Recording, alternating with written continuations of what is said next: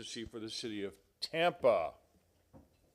Councilman Maniscalco. Thank you very much. I'd like to introduce our good friend, Mr. Fred Hearn, who worked with the city of Tampa for 32 years and retired as director of the Department of Community Affairs in 2007, and over the next 13 years led more than 200 tours of Tampa's most historic communities. And in 2021, he was named the first Black History Curator for the Tampa History Center. If we could please stand, Mr. Fred Hearn will lead us in the invocation. Good morning. Let us pray. Heavenly Father, we thank you for this assemblage of the Tampa City Council. Thank you for the assembly of the CRA this morning. We thank you for the chairperson, for all other members of this august group, and for all the support staff that work so efficiently to help carry out the business of this city. Thank you for our mayor, and may you strengthen her and her administration every day with wisdom and understanding.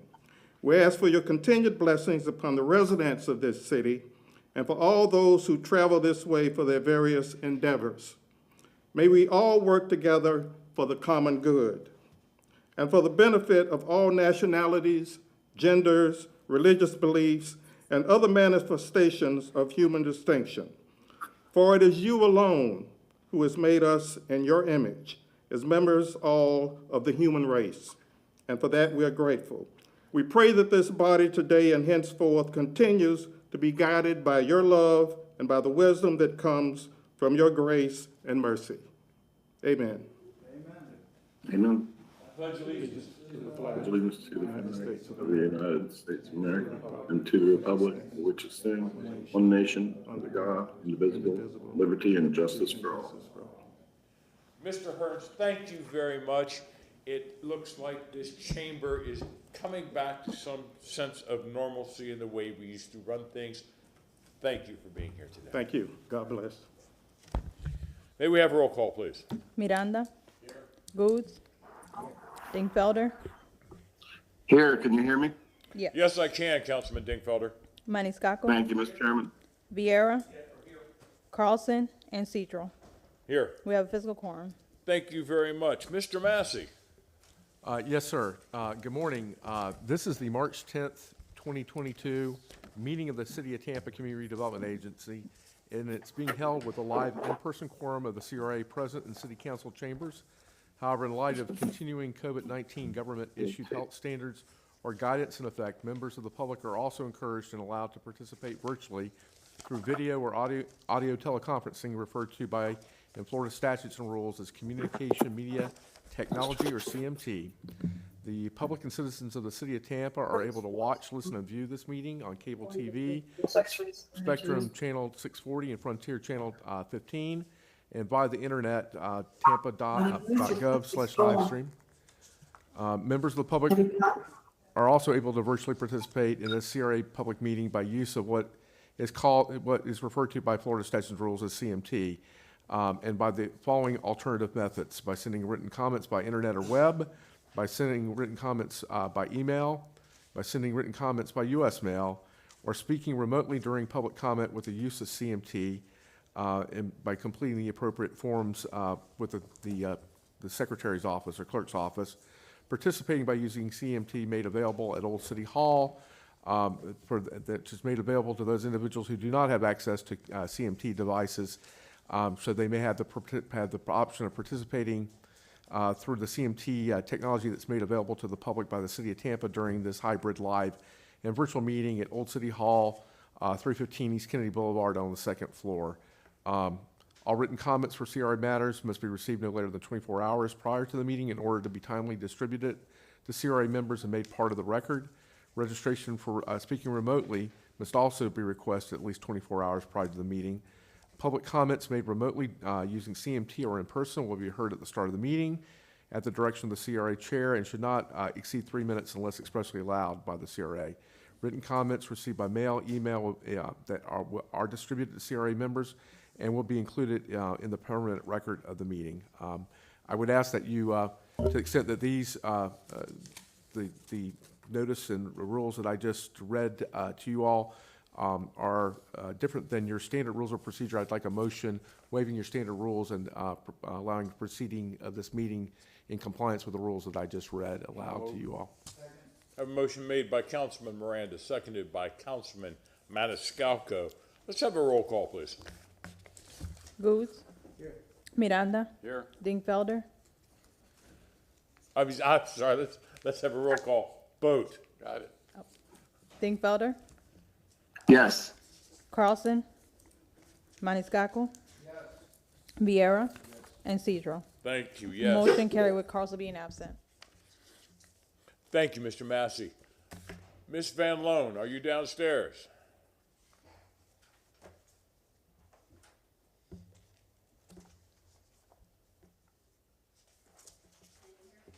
Yes, but we can't see you on our monitors here. Go ahead. Thank you, Ms. Van Loan. So we have a request before we get started to a slight amendment to the agenda.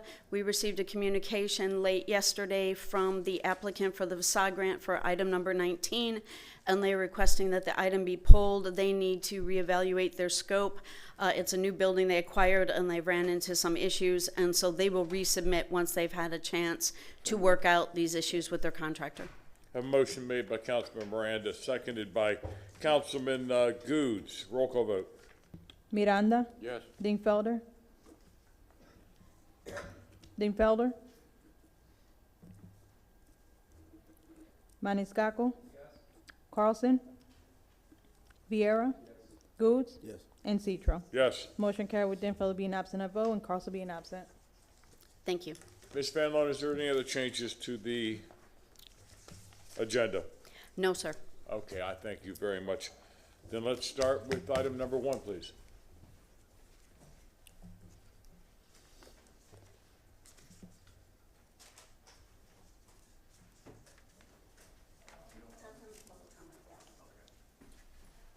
Chair, I believe you need public comment first. Oh, you are correct. She's absolutely correct. There was one Yes. other change to the agenda, I believe. I that thought may- it was number 2. Item number 2, I think Yes. Councilman Carlson asked that be Did continued. that be pulled? So, item agenda number 2. Pull number 2, Mr. Chairman. of Councilman Miranda, seconded by Councilman Goose. Does that need to be continued to another date? I would continue it to the next CRA meeting. Okay, we have a motion made by Councilman Miranda, seconded by Councilman Goose. Roll call vote. Dingfelder. Yes. Carlson. Maniscalco. Viera. Goods.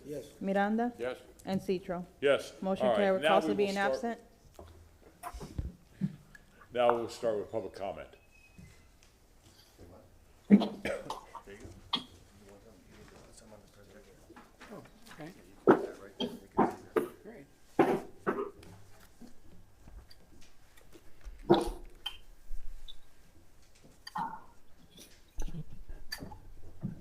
Yes, sir. Are we ready? Please give us your name.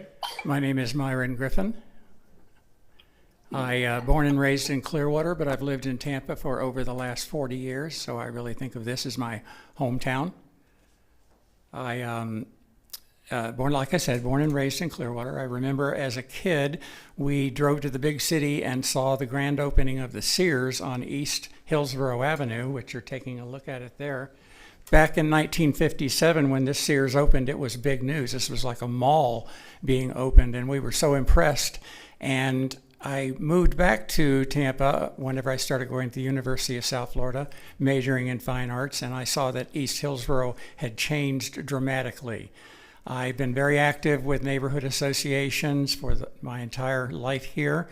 And I started a program way back when called HARP, H-A-R-P, calling it the Hillsborough Avenue Renaissance Project.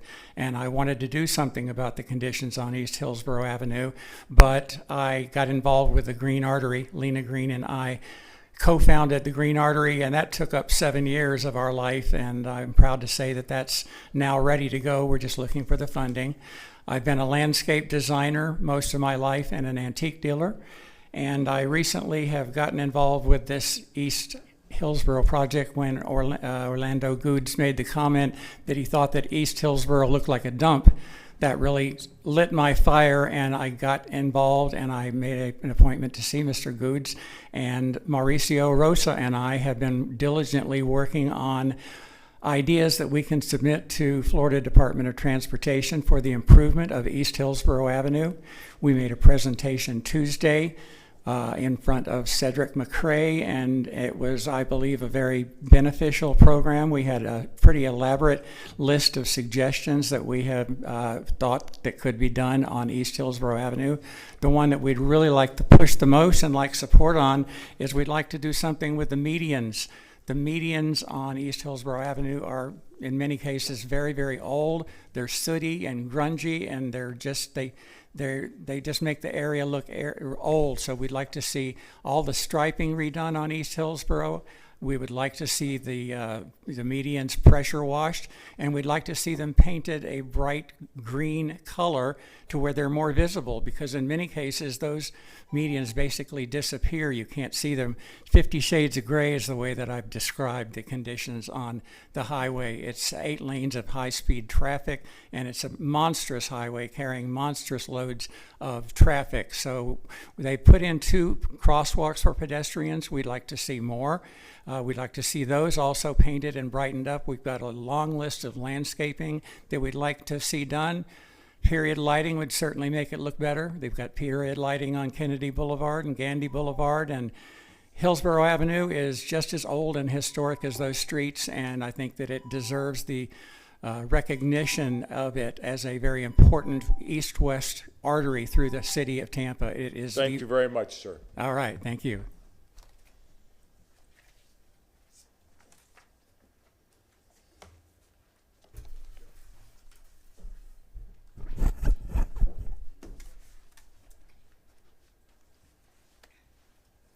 Good morning.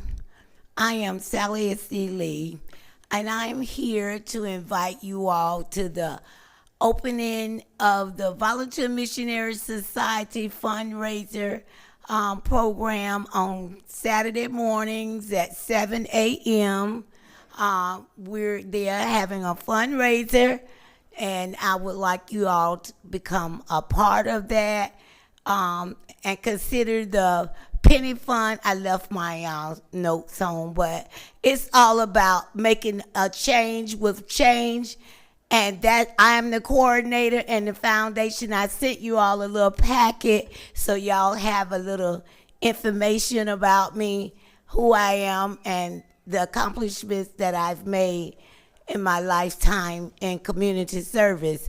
And I would like you all to consider me and the Volunteer Missionary Society fundraiser. Don't forget, Saturday mornings at 7 a.m. on WTMP 1150 on your radio dial. And that is what I came to say, and I hope you all will help support this center we need so bad in our neighborhood to make a difference. And that is what we're all about. I'm just getting started, because I'm just really tired of waiting for money. So I'm going to see what the community going to do towards helping us getting open up. And that is the Volunteer Missionary Society Penny Fund, P.O. Box 82466, Tampa, Florida 33682. Thank you, and have a blessed day. Thank you. You too. Chairman, I just won't be able to attend. I got to be at Ybor for the running of the Tampa Bay Derby.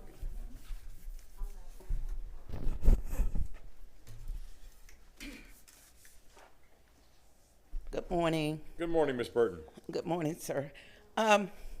You know, whether it is 1865, 1965, or the presently, one of the greatest demands that African people have been asking is that of equality. And the reason I'm here this morning is because we haven't reached that, and the constant demand for the residents of East Tampa to receive their due is being, in my opinion, revamped to do other issues. on the agenda this morning. There is about 10 agenda items dealing with East Tampa. I wouldn't lay criticism to all of them, but the main thing that the residents of East Tampa have been asking for that seemed to be the most difficult, in spite of having a very well-educated staff here at the city of Tampa, and that is a resident rehab. We're talking about all of these other amenities, all of the other grants that are being proposed this morning, but the things that would give dignity into housing, stabilize people so they can go to work, give children comfort in the evening, knowing that their house is not leaking, the roofs is being repaired, toilets are good. We can't get that. Since you, Councilman Gould, have been from the CRA board, being a member, you're a member of the community, now you have advanced to being on the city council, we're asking for the same thing. We're asking that money, or RFP, however it is written, money's being designated first. First concern should be stabilizing the housing of the residents in East Tampa. To not take care of that issue first and foremost gives strong indication that the residents are being denied, their tax dollars coming back to benefit them are just being stumbled out so other people, developers, can come in when the residents are so tired and pushed out of the community. And so all of this that you're doing this morning is questionable as to how you prioritize those that have lived in East Tampa. Secondly, I'm very, very concerned that, and I've tried to, reach out, that monies are being transferred from fund to fund. We had a special housing project fund for $500,000. Now it's being utilized to take care of some of these grants. Housing is an issue. We cannot afford $400,000 homes in East Tampa, and it's going to take courage of the council, courage of the mayor, if that's your pleasure, in assuring that working class people in East Tampa is not pushed out, but we are allowed to live here. Thank you, Ms. Burton. Mr. Chairman, when East Tampa comes up on the agenda, I will address the housing situation that has bothered me a long time since I was on the CAC board, when I became a council member.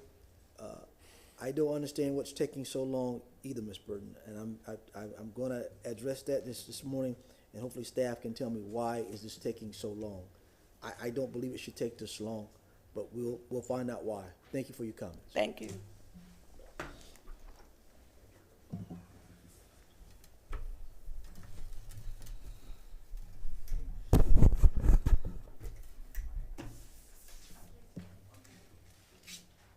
Good morning, Mr. Daniels.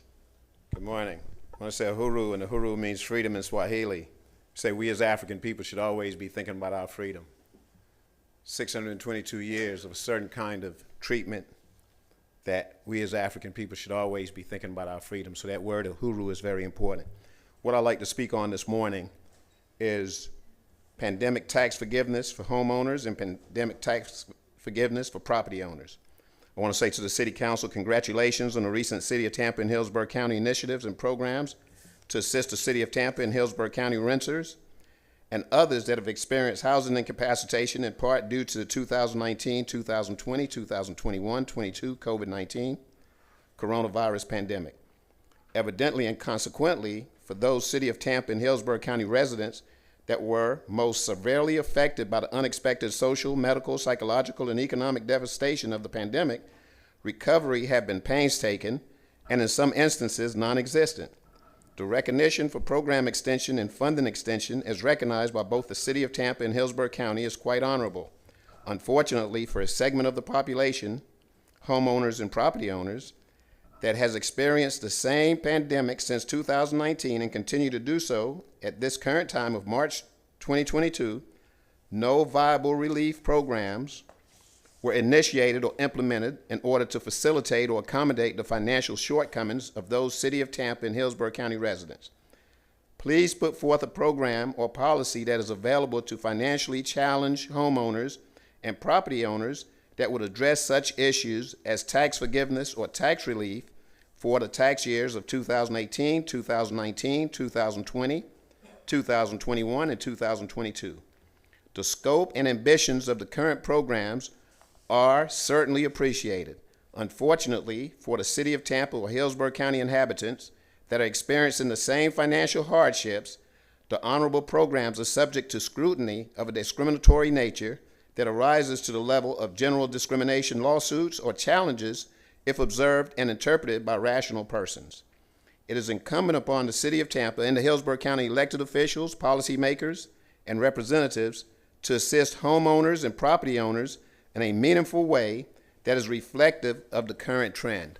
And what this letter was supplied to City Council this morning, this specifically speaks to the fact that homeowners and property owners cannot afford to pay their property taxes, that are experiencing the same pandemic as everyone else, who renters, business people, other individuals have gotten some form of relief, but homeowners and property owners haven't gotten any relief, even if being unemployed, underemployed, or once again devastated by pandemic. So we would like the City Council to look at this letter, look at this correspondence, and take it into serious consideration. Thank you very Mr. much. Daniels.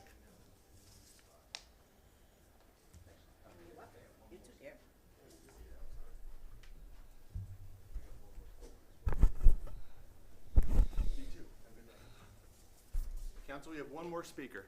Thank you.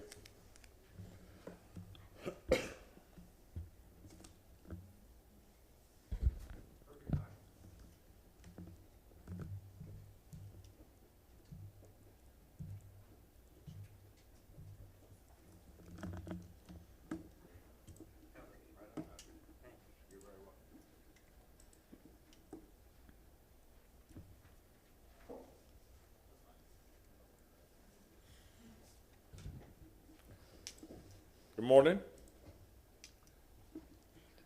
My name is Pastor Frank Williams, located 1112 East Scott Street.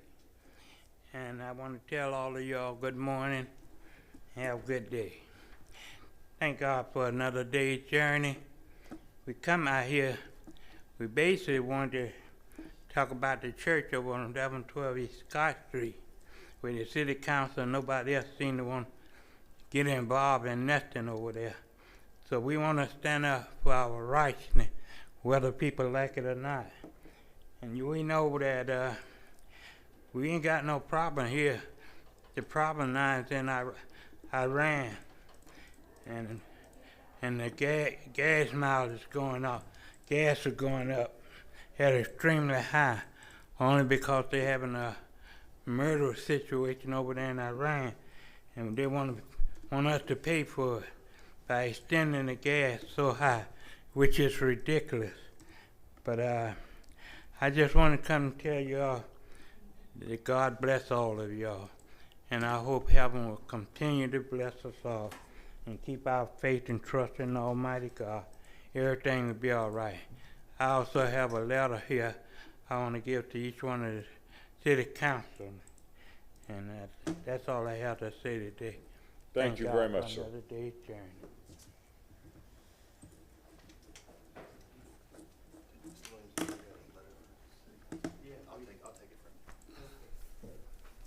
Final speaker.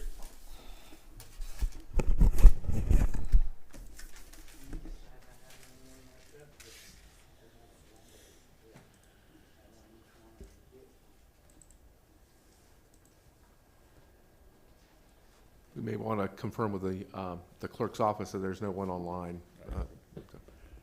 There are no registered speakers. Thank you. Waiting for Ms. Van Lowe.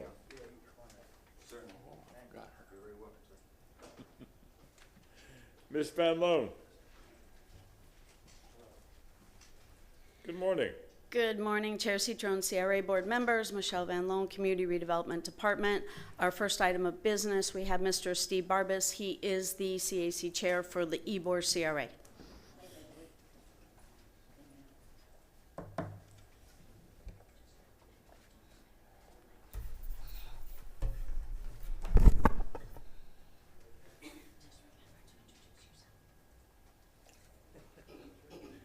Good morning, Mr. Barbas. Good morning, Chairman Citro. Thank you for the pleasure of coming before the CRA Board and representing the Ybor City CRA and the Ybor City Development Corporation. It's my pleasure to serve as the chair of these organizations, having been born and raised in Ybor City, born in Gonzalez Clinic, attended OLPH, and now being the chair of this organization is very, very proud. That being said, I'd like to inform the board of many exciting things happening in Ybor City, including events, projects, and development. We recently had a presentation by Daryl Shaw with a question and answer period afterwards lasting about 15 minutes. This was, of course, addressing the Gasworks project, which we're very, very excited about. We also have, by way of projects, a good many projects going on in Ybor City. The Community Ambassador Dream Team is to expand its services and will soon be placed out for bid. The 7th Avenue Archway Lights is getting ready to start, and we're very excited about that. Bricking of 7th Avenue has been a topic for a couple of years. We now have the funding to do a feasibility study of the bricking of 7th Avenue, and bids are now being prepared through the Mobility Department. With respect to other projects, the Ybor National Historic District signage, draft of the bid is now underway. East Ybor Gateway Monument and 7th Avenue Streetscape project is now underway. Ybor CRA Marketing Department, or marketing group that handles the marketing for the Ybor City CRA and the YCDC, recently gave a presentation. They do our social media and marketing. They gave a presentation for plans for upcoming year. With regard to the police presence in Ybor City, speaking as someone who's been very involved in that for the last 10 or so years with the Ybor City Development Corporation and the CRA, I am very, very pleased with the City of Tampa's response, and particularly with Captain Brett Owen. And we have a homeless liaison, Jessica Pike, who now has another assistant, Jasmine House, who I believe is going to be helping her out and in time replacing her. In fact, with respect to the homeless, the board recently did a tour of Tampa Hope on March 3rd, and I'll personally be doing a tour the latter part of this month. Also, the Ybor City CRA has a security strategy action plan that was promulgated by General Dave Scott, a business owner in Ybor City, along with the Ybor City merchants, residents, the CRA, and the City of Tampa Police Department. And this strategic plan is one that's very, very, very impressive. Upcoming events after the pandemic, we recently had the Santiago Night Parade. Of course, we had the Outback Bowl Parade. And recently, a couple of weeks ago, we had the 75th Annual Fiesta Day. Coming up, we have many, many events occurring. Tonight, as a matter of fact, one of the organizations near and dear to my heart, the Ybor City Museum Society, is sponsoring its 10th Annual Architecture Hop, 10-10-10. On March 10th, 10 locations that they'll be visiting for our 10th anniversary. We have the St. Patrick's Day Parade coming up this weekend with the Rough Riders. Also have the Tampa Pride Art Festival this weekend and the Tampa Pride Parade on March 26th, followed by the 5K Roar through Ybor for the Lion's Eye Institute to occur on April 1st. So as you can see, it's very active by way of projects, very active by way of events. It's a wonderful board, a board that I'm very proud to be a part of and to chair. Last but not least, I'd be remiss if I didn't commend the outstanding staff that we have in Ybor City for our CRA.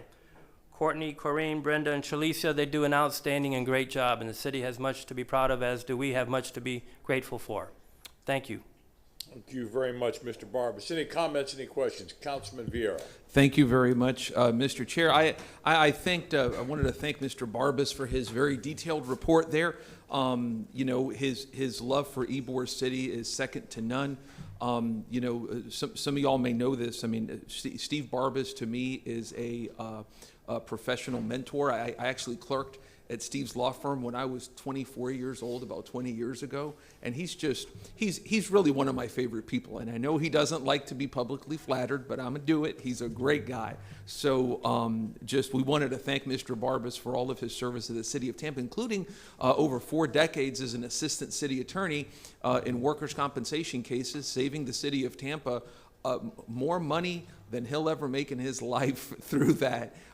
Through litigation of workers' compensation claims. But, Mr. Barbas, for your next board meeting, I'd love to come and discuss some of these issues with y'all, obviously before vote time and whatnot, to talk about. I have some ideas on things that the CRA could be potentially doing in Ybor City. I've reached out to a couple of institutions there, and as much talking as you and I do, I should probably talk to you about this. So I'll reach out to you later on this, if I may, sir, but I just, again, wanted to publicly salute your work and your family's work, all your family's work in the city of Tampa. You're one of my favorite people. I love you, and this city loves you. Thank you, sir. Councilman Maniscalco? Sure. Mr. Barbas, I know you and I know your family, and I went to school with many Barbases over the years. So I have nothing but good memories. We had a great conversation the other day in Ybor for Fiesta Day, and I can't. Councilman Vieira really said it all. Our deep appreciation to you from all of us and all the work that you've done and your public service and commitment to this city and to Ybor City. Thank you, sir. Thank you. Councilman Goode. Good morning, Mr. Barbas. Good morning. I received a memo, a reference from Ms. Orr, reference to the benches in Ybor City. Could you tell me about that, what's going on with those benches? Has the CAC met about that and talked about those benches? We briefly discussed it at our last board meeting. I believe it's something that's going to be discussed a little bit further. I did receive a memo that I believe Ms. Orr is prepared to discuss with you during today's meeting, if I'm not mistaken. Thank you, sir. You're very welcome. Councilman Miranda? I just want to say thank you, Steve, for everything you continue to do. And Ybor City, I believe, is one of the few areas in the city of Tampa, every 3 or 4 years, it starts reinventing itself. And if you look at the history, it's been reinventing itself since the beginning, when it was made of people who had very little or nothing at all. And they were mostly immigrants from all colors, from all races, from all nationalities. And somehow they blended together, and there was never a problem. So when you go back and look at the history of Ybor City, it's one of the melting pots of America that was successful and still is. Thank you very much for everything you and your committee has done. Thank you. Appreciate that. Mr. Barbas, I also thank you and the CRA in Ybor City. Having been part of that over the years, we know that things take time. And I'm sure that Ms. Fran Constantino is very excited when she starts to see some of these bricks being laid for the East Gateway, which 5 years ago was being talked about. You mentioned some wonderful people that help in the community. Captain Owens, the liaison officer. TPD is doing outstanding work down in Ybor City, and I don't think they get the recognition that they deserve. You also mentioned Brenda, Courtney, and Corinne. Without that staff help, it would be very difficult to get things done in Ybor City. When I saw you at the Fiesta Day, there were people with their children in baby strollers. And I'm looking around saying, where did these people come from? And they're all Ybor residents. Ybor City is becoming a neighborhood. And I'd like to think that it's because of the CRA that Ybor City is becoming a neighborhood again where people want to live, work, play, and learn. And again, thank you and thank the CRA and the staff down in Ybor City. Thank you very much. Sure appreciate those kind comments very much. All right. Have a good day, Mr. You Barbas. as well. Thank you.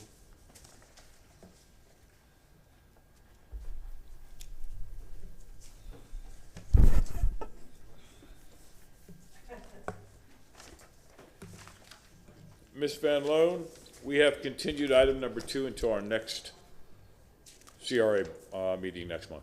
Yes, for item number 3, Kimberly Curtis was supposed to be here. She's the chair of the Channel District CAC, and she is currently unable last minute to make it this morning. She has asked Jeffrey Burton to come in and make her presentation for her. Thank you. Good morning, Mr. Chairman, Board. Good morning, Mr. Burton. On November the 18th of last year, the Board motioned to initiate the Channelside District CAC chair for the marketing concept with the strategic plan. And if you'll look at the presentation on your screen, this is the same presentation that was given then. And again, the goal in the overview is to put out an RFP to hire a marketing firm or a management firm to head up the Channel District CAC's work and to do a number of different items with them in support of the CRA office. To be a liaison with the public and with the CRA staff and the CAC members. So some of the services that will be rolled out with is a district brand and marketing strategy to promote the Channel District as an attractive work, live, play community, which it already is, but this just re-emphasizes that, to promote the district as a prospective business, to prospective businesses, provide resources and information.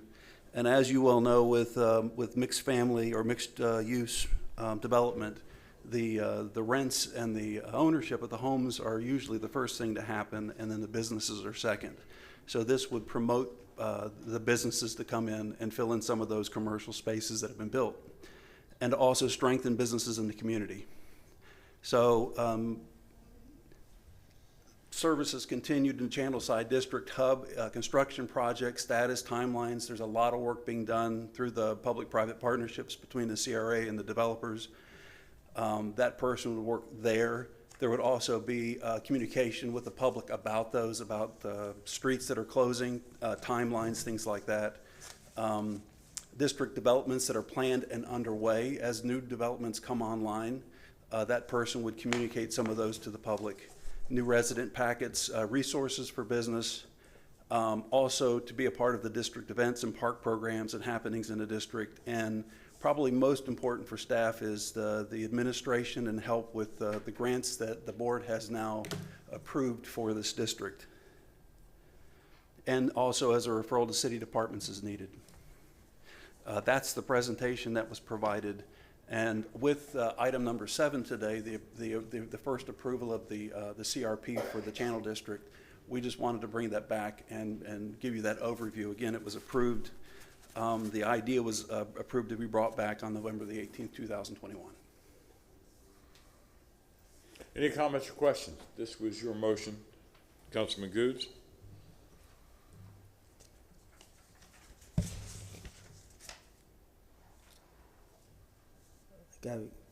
Well, I just want to make sure that as I look at these plans, the CRA is supposed to make sure the ideas are for that district, not the city's idea. And I'm going to address the East Tampa CAP later on, because these plans should not mirror what the city wants to do. It should mirror what the people will do with their money in their district. And when I look at certain plans, I see the city's ideas versus it should be the citizens' idea for that, because it's their tax money at that particular time. So I'll continue to view and monitor, but I think what the citizens are asking for is not unreasonable, because Channel is a different type of place, and they do need marketing down there. So I do understand that concept. Thank you, Mr. Citro. Any other comments, questions?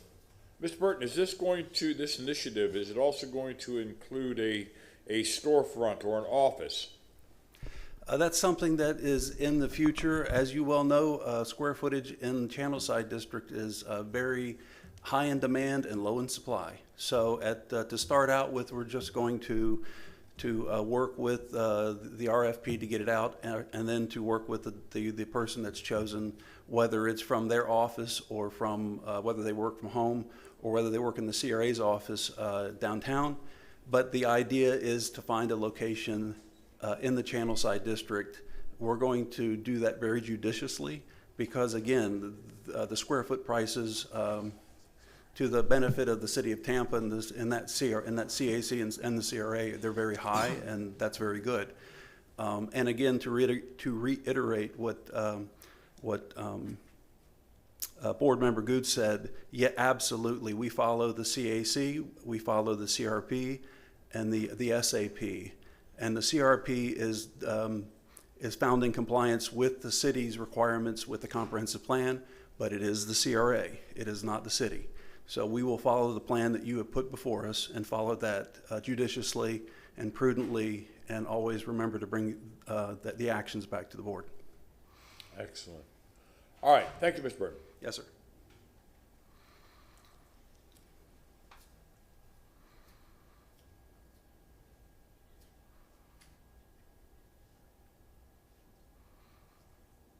Okay, thank you. Are you looking for a motion or anything on I'm sorry, do you need a motion on this? Or is this just a, presentation? presentation? The CAC was looking for a motion to move forward with the. Okay. I'm sorry. My Well, that's gonna be item number 7, is it? No, sir, that's the approval of the CRP to move forward to its review by the Planning Commission. So This would what be- you are actually asking us to do is to make the motion so that this person that you are going to contract, okay, I understand now. Yes, sir. Is there And, any comments or questions on that request? I will entertain a motion. Mr. Chairman, it's still gonna be for item number 7, though. No, this Yeah, is I'd say it's separate from this. separate from this, but Then I'm confused. this is separate. Then I'm confused. Repeat that again. I'm confused. What he's talking about, I believe, Mr. Chairman, members of council, is the person that he identified as the lead person in making the concept of what they want from paper to reality. And that's a person that they want to put in and make sure that everything is done according to Hoyle, and one thing leads to another, but they're in the right track. And I move that 7 is a little different than what I just mentioned. It's regarding other subject matters, but not that person. I wanna make sure I'm clear. Ms. Van Loan?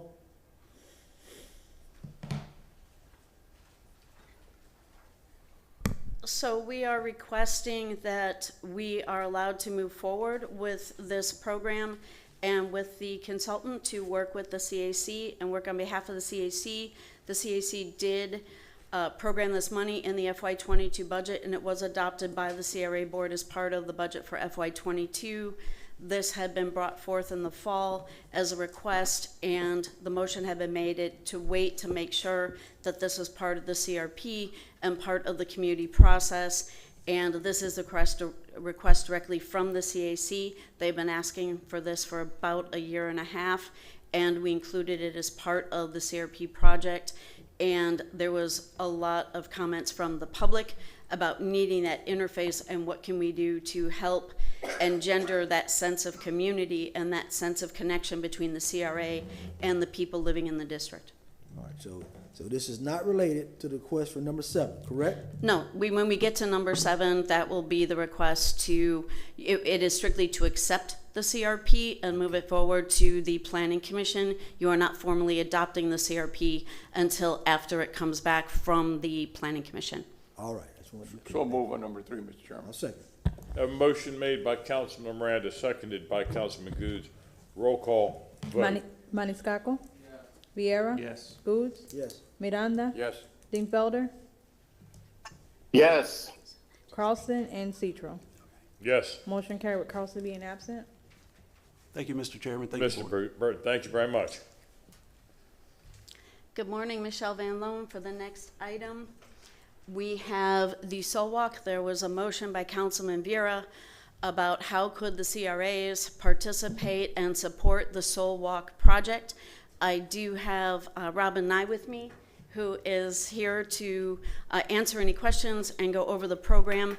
We have submitted to you a memo that explains where there is an intersection between this project and the CRAs and where we would be able to support this project moving forward. We've also supplied a background PowerPoint on the Soul Walk. And again, Robin is here to either provide any portion of that overview and to answer all your questions.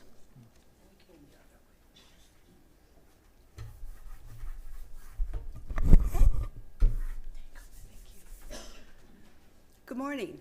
Good morning. And I'll go. I was going to say, may I? Surely. Thank you, sir. Yeah, no, and I'll go after Robin speaks, if I may. Surely. Thank you, sir. But before, may I say something? Surely. Surely. Thank you. Now, I wanted to thank Ms. Nye. Just thank you so much for all your work. We've talked on this and on a lot of other things, and I just want to say to the folks watching that this is a woman who really cares about this issue, about local history, black history, ignored history, acute history, history that has great civic relevance to today, and that you share the values of this project 100%. So I just wanted to say that publicly. You're a good woman, and I appreciate your values. Thank you, ma'am. Thank you, thank you. I'm not sure if there's anything else that I could add to the report. If you would like to see any part of the PowerPoint, I can certainly bring that up. If there's any other questions that I can answer, I'm happy to do so. May we see your PowerPoint, please? Sir, yes, sir. I just. There you go. Okay, yes, thank you. Press on presentation. Thank you. And then use the arrows. Okay, got it. Thank you. Thank you. So Soul Walk has actually been, it's a very slow process because we're moving very methodically and very carefully to make sure that we are, step by step, not missing anything, not forgetting anything. And it really is intended to be inclusive and cast a wide net and as much of a camaraderie as possible. And the starting point, as you can see in the headline there, and I know I don't need to read it, but it really is in acknowledging the importance of Black history in public space. And it's an integral component for us to continue to move forward and grow as a city. There are a couple of benchmarks that we've looked at, and I will say this, that one thing that we're looking at Soul Walk conceptually is something that is not done anywhere, because basically we're combining Washington, D.C.'s historic African American Heritage Trail with something like what you might see in Muscle Shoals and also in West Virginia. So it does bring in the arts and the culture, because it really is about capturing the spirit and the joy and the resilience and really the essence of a community. So it is something that is that's why it's through the arts in that sense. We are working, as I mentioned, cohesively. We are trying to work cohesively anyway to work with all of our partners, whether it's I guess I skipped up a little bit, but the cultural institutions, Tampa Bay History Center, a lot of these partners are working with us cohesively, as well as internally with historic sites and our partners, historic preservation, archives. We're pulling everyone together to really work as a team and kind of row all in the same direction. And you can see here what some of the objectives are, and really the key words are reconnection and resiliency and recognition, remembrance, joy, empowering. We really want this to be, one, a destination, and also for it to be that, it has to be very good. And for it to be good, it has to be inclusive, and it has to be thorough. And that in itself sometimes can take a little bit more time than we would like sometimes in the city, but it is very, very important. And that is, again, the curatorial approach, to really listen thoroughly before we do any action, consider different types of art, considering different ways that we can bring in culture and the essence of what a community might want. It might be a little different or off the beaten path of what you might normally see in the public realm in regards to public art and that kind of thing. So really take a clear, fresh view and think it through. And so the highlights today, as I mentioned, we've been working on it for a while, and we're still at this point not quite ready to go public, although by that I mean roll it out in regards to commissioning artists and that kind of thing. We're not there yet, but we are laying the foundation and getting the sites and doing, particularly working on the mapping areas of it. So we've got a number of partners already signed on, as I mentioned, and I've got a list of that momentarily I'll show you. We've submitted grants. We've released a nationwide RFQ, call to artists for that. And we've also committed funding from the arts programs to work on some community-based art on the block projects in that. And the outreach is getting underway, and that also will be very thorough. That includes surveys. We want to know what the community knows about some of the history. We would love some of the photographs, because they're really, really hard to find. You think you've got it, and then it's the same photographs. So we're really looking for that content that we know are in somebody's family photo albums tucked on a shelf somewhere. We really want to be very thorough and make a good try to bring those out into the public realm. So there's a lot of data points. There's quite a few sites on this, and that's another reason why we're moving a little methodically. As you can see, there's 91 to 108. We don't have them all quite nailed down yet. But if you thread it through and you look at the artwork and the historically designated sites and the markers and the other sites of interest, which include the cemeteries and some of the artwork that's in the museum's collections, you really can start to eke out a portrait of a community that is just amazingly impressive and full and really, really beautiful. So these are our working list of partners at the moment, and again, I want to stress that we're not working in silos. It's cross-fertilization. Somebody else in one of the institutions had a meeting with the History Center yesterday, and I had a document that they hadn't seen, so we share it with them, and likewise, it just goes back and forth. So it really is a very good dialogue and absolutely collegial. So some of our partners, as you may have just seen in the previous slide, were some of the developers, and that's absolutely key. So we are working, and we have worked. We've worked for years with the Housing Authority, and we're working with Related and so on to really make sure that the artwork that can really articulate what the community wants, that it's of high quality, that it's very thorough, that it's very good. And we just really want to plan and not to kind of be in a reactionary position.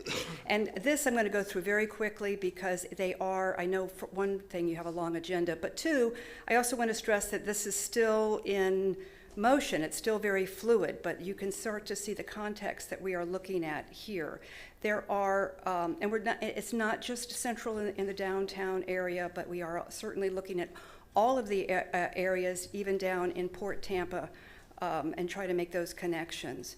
So I'm really starting to whip through here quickly because I know I don't want to take up too much time of your time. But so this is just sort of a timeline here, and you can sort of see where we're trying to move through this. So right now we're basically at stage 3, which in my opinion is the scariest part because it means stage 3 through 8, we kind of all have to ramp up and do in a very coordinated effort and to be very thorough and to kind of hit all those marks that we want to try to do.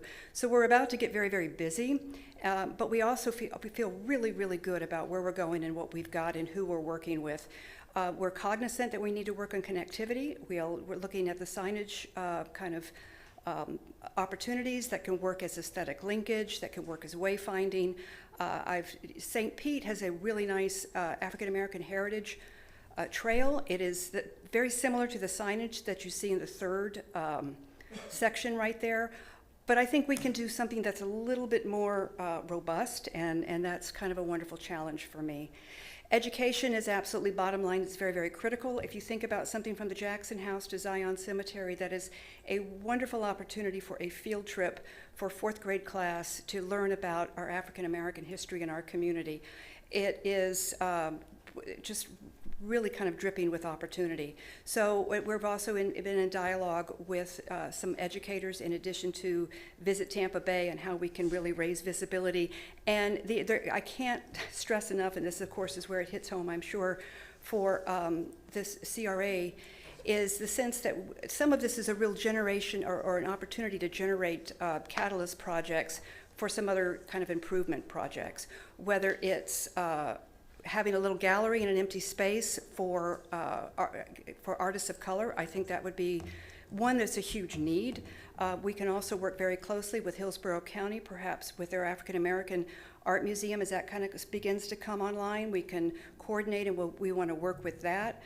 So it's a real good opportunity to kind of connect, and certainly if it's good, people will come. If people come, they go into neighborhoods. If they go into neighborhoods, it would be really swell if they spent money there, right?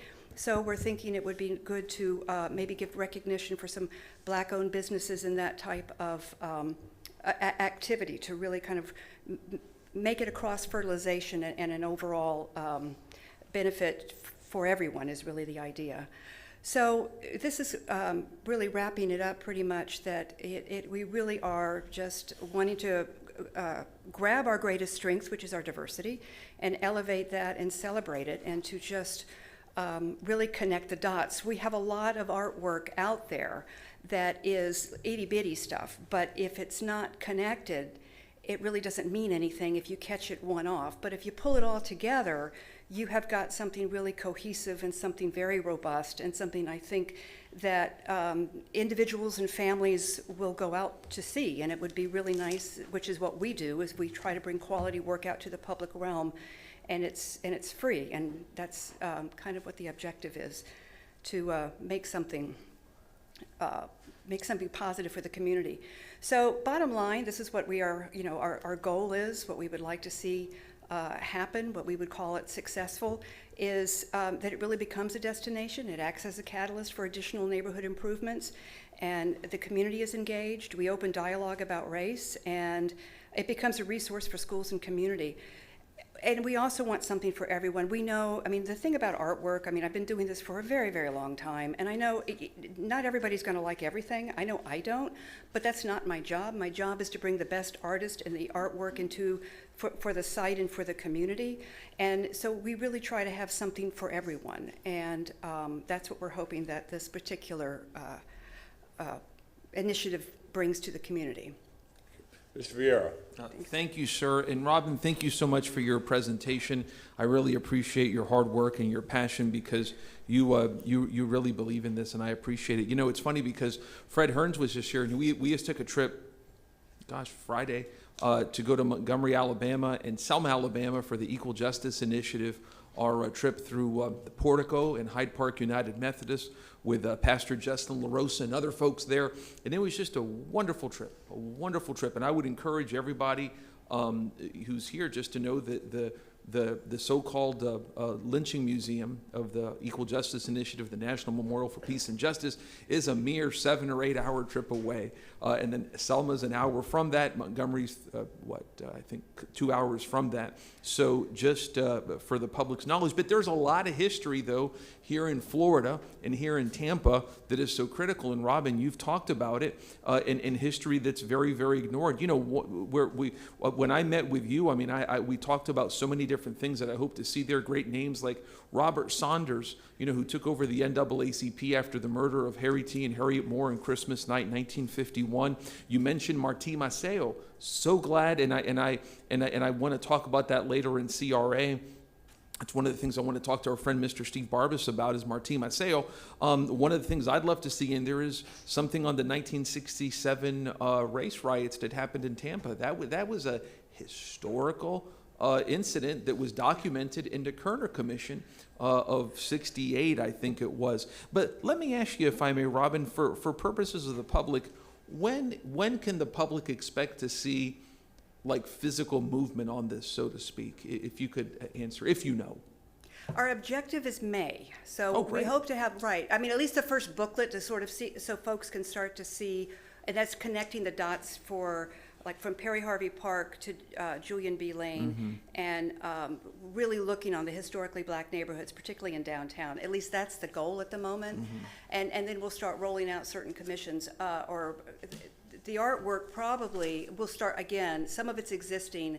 The new commissions, of course, they're not all the cities. Many of them are with our partners, and that's probably going to be within the next 2 or 3 years, some of it. Yeah, and that's reasonable. Thank you so much for that. And I want the public to know about this, because if the public has ideas on places that should be included in this, we should know, because there's the thing about history of marginalized and ignored people is that a lot of it's not known. Take Mount Zion, right? There was a huge, or not known by 99%, 97% of people. There's a lot of things that are unknown that families and communities know about that the city doesn't recognize.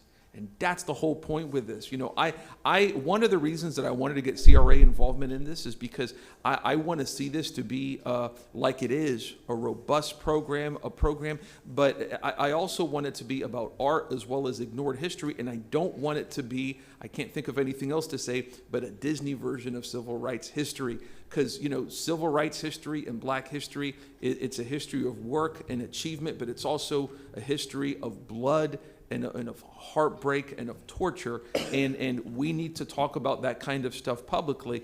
But again, if the public has any ideas on it, and there's so many different things. Over the weekend, I was talking to Fred Hearns. I didn't know that there was a Freedmen's Bureau presence in Tampa and Hillsborough County during Reconstruction. Why, I'll be darned. I never knew that during Reconstruction. Just so much stuff. You mentioned Central Avenue. the vast amount of history that is there. Councilman Vieira, I feel your passion. I feel your passion. May I finish? Surely. Thank you so much, Mr. Chair. I appreciate that. Like I was saying, Central Avenue, so much that is there with regards to history that we should know about. And I know that Mr. Hearns talked about the Freedmen's Bureau. Well, my remarks were interrupted, so I'll end that, but I appreciate it. Thank you so much. Thank you. Any other councilman?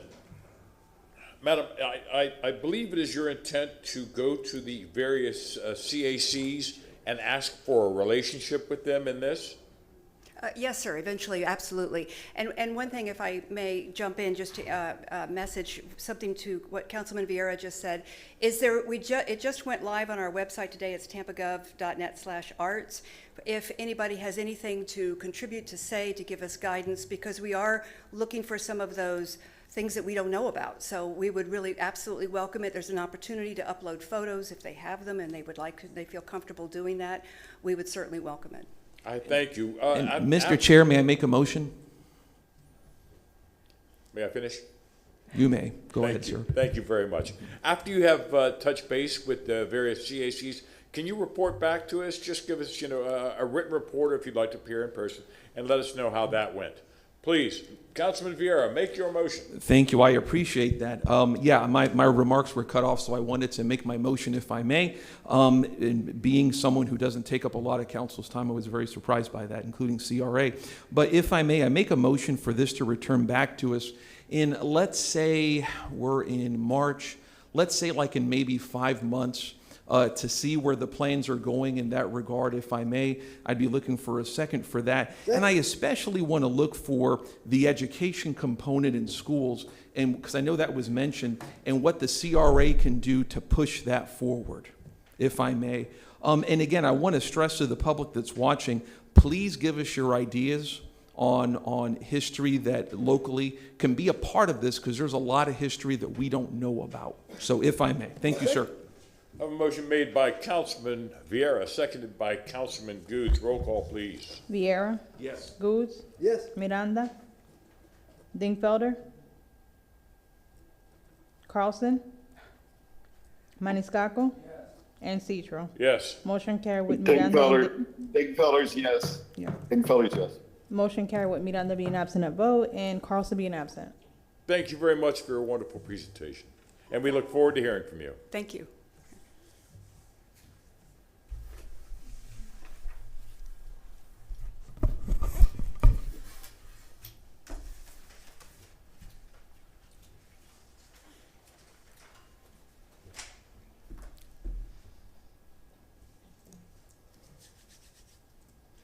Good morning, Michelle Van Loan. For item number 5, we had brought this concept originally in January to develop an overall CRA policy for our grant programs that would provide a basic overall framework, terms and conditions at a very high level, so that we know that we have conformance across all the CRAs, the CRA districts, and that it is equitable for the different applicants from each CRA, so that they are not all being treated 100% differently, and the level and terms that they would be grant recipients under would not be so all over the place. We were trying to develop an overall policy. We were asked to come back with a decision matrix to help walk CRA board through some of these decisions, and we're coming back with that now. So if I can have the PowerPoint up. So again, our goal, we have developed 5 new grants in West Tampa. East Tampa on today is bringing 4 more of those. We have expanded the Facade Grant program into Central Park and Channelside, and most likely in April, we are coming back to you with 2 or 3 more grant programs for the Channel District. Generally, we will provide all your program guides like we do now, but with all of the application forms similar to what you see by Housing and Community Development, so that you see the entire process when we bring a grant program to you for approval. And all the grants will state the purpose, and we're also including that alignment with the respective community redevelopment plans so that everything is very clearly tied under 163 to our community redevelopment plans, and everything is transparent. Again, we will bring all those forms so that you understand what we're asking for and what that process is. Everything will have clear eligibility criteria and clearly defined parameters, again, so that CRA board knows what it is we are trying to accomplish and what will be expected of the applicants. As far as our due diligence, we will have defined checklists that we go through as staff, similar that we have with our consultant on the facade grant. We will do all the same verifications that we go through with the facade grant, the property owner, licenses, code violations, making sure that contractors meet all the requirements as required by regular law, our lien waivers, our detailed receipts. So we will go through that same itemized, detailed process with all of our grants.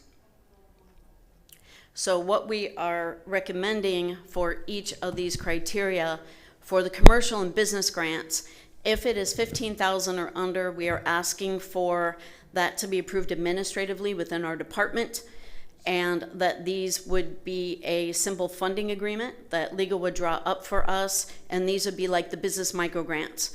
And we established the business micro grants so that those businesses who only needed a door or a window or an awning, some simple improvement, did not have to go through that full facade grant process, have the restrictive covenants recorded on their property for 5 years, and wait 2 months to be able to move forward with some of these smaller. Again, these would be very prescribed types of eligibilities. You've already seen the 2 microgrant programs. One of them is on the agenda today. And again, it's basically a facade grant light with an easier process for approval. Any programs that go over that $15,000 threshold would be brought to the CRA board. They would all have the full grant agreement with the restrictive covenants, and those restrictive covenants would be on the land for 5 years. We have as a minimum that no one applicant would be able to apply for that same grant any more often than within a 12-month period. There will be some programs that we ask for that period to be extended due to volume, and making sure that we at least are able to accommodate everyone in need at least once before we get to someone reapplying. So with the tree grant, recently we extended that to 3 years. In West Tampa, one of the housing programs, because of demand, they want to make sure that we get all our residents first before people can come back in case the work that was needed went beyond the maximum of the grant. So to minimum, no one will be able to apply more than once every 12 months for any program, but some of the programs during volume may have a higher, longer term period in between applications. The stacked means that if you are a commercial business grant, if you get a restaurant grant and you get a facade grant, the total amount of grant awarded within your 12-month period cannot exceed $75,000, and you cannot exceed more than 2 grants in any 12-month period. So if you're a restaurant with an upstairs and you need a facade, you cannot get 3 grants for the upstairs conversion and the facade grant and the restaurant grant. So we're limiting each of the applicants to no more than 2 grants in any 12-month period, and no more than $75,000 total across those grants. On the residential side, Michelle, I yes, have sir. a question. Yes, sir. Thank you, Mr. Chairman. Please proceed. I like the idea that where you're headed right now. I think it all looks really good. I'm just wondering about the dollar amount, because $75,000 isn't what it used to be. So has there been discussion on that issue? We actually, it is at $75,000 in recognizing that the $50,000 on some of the grants that we had are not enough, and that's why we're allowing them to duplicate one, or to stack. One of the grants does go as high as $75,000, others are up to $50,000. So for stacking purposes, again, we're also trying to not use up anyone's CRAs funding resources so much with any one applicant, so that we run out and are not able to spread that equitably across the businesses in need. So we're trying to walk that fine line between being able to help enough people and then also being able to help them enough to make a difference. So our goal is not to be able to fully fund all of their construction and needs, but at least to make enough of a difference to be able to help that business thrive and survive, or attract them to our CRAs. In other words, I guess if 50,000 is a facade and it's matched, so it's a $100,000 project, is that typically enough to really induce or encourage people to be involved in the program? So far to date, we have, I believe, more than 140 facade grants since 2009, and it's been at 50,000. We are still regularly seeing most of the programs or the projects that go way above the 100,000 mark are usually the much more historic. And if they have interior, like in West Tampa, some of those older buildings, the older cigar factories, they can add that extra 25,000 for the interior rehab. They can add on the vanilla shell. So there are other grants they can continue to add on up to that 75,000. But whether we make it 75,000 or 90,000, once you get into those much older buildings, the larger sizes, that extra little bit is not going to make or break that project, because it is going to require such a large investment by the property owner. Yep. No, I realize, I think it's been a good program for many years. It's just in the last 2 years since COVID, the prices of materials and the prices of labor virtually doubled. And so I just think we need to keep an eye on that and make sure we confer with the construction industry along those lines. All right, thank you, Mr. Chairman. And over time, if we find that this isn't enough and our resources are increasing enough, we can adjust. Over the years, we have adjusted the facade grant, certain terms of the facade grant. We have come back with other grants over time and adjusted those. So if the resources of the individual CRAs are such that we are able to go beyond the 75,000 and still be able to assist multiple businesses, then we can certainly look at adjusting that if that need arises and the resources are there. Ms. Van Loon, would you like to finish your presentation? Sure. On the residential side, some of the same concepts, again, up to $10,000, the CRA director in-house, we can approve those grants, again, with a funding agreement. And if it goes over that $10,000, it would still be with in-house, but we would be using a zero interest forgivable mortgage with a note for 5 years. This is similar to how it is handled at HCD. HCD does not bring these larger housing grants back to CRA board for each time. The process is that they bring you all the program, all of the forms, and the entire process. You approve all of that, and then that is handled administratively in-house. For the note for 5 years, it is less than what HCD requires for most of their funding that comes from the state or the feds, but we also do not want to encourage our investment so that people can flip their homes. So this is meant for those individuals who need assistance to bring their aging housing up to code and to make it livable and safe, and they plan to stay into their home. Same concept with one grant per 12 months. If there is a grant that is a high volume, the individual CAC may request a longer term so that we can get all homeowners at least one grant before we go to a second round. Again, 2 grants stacked in any period, and no more than 75,000. Lastly, these are standalone, or what I call subjective grants. For the obvious subjective is our neighborhood amenity grants. These grants could be all sorts of different types of projects. It is a very broadly written grant. It is in several of our CRAs. But with this, it's not a clear cut that staff can clearly define the parameters so that CRA board knows what we are approving.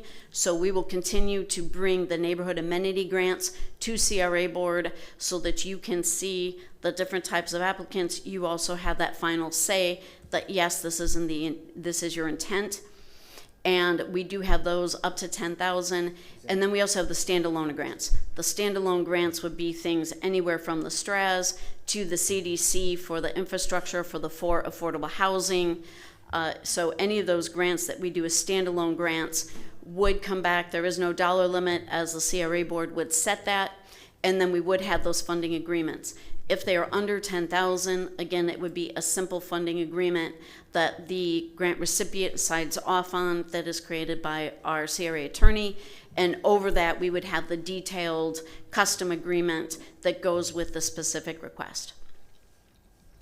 So generally, we would internally for the administrative grants, these are standard. Everyone knows exactly what's required. A CRA board clearly understands what is eligible in those grants, who is eligible for those grants, and you are allowing us to handle those administratively in order to streamline the process and help the grant recipients much more quickly.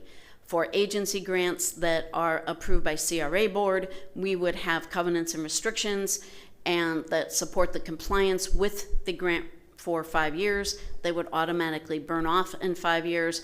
And as we've currently been practicing, should they transfer the property in less than 5 years, we prorate that so that they pay back based on 1/60th times the remaining months, and we get paid back at closing.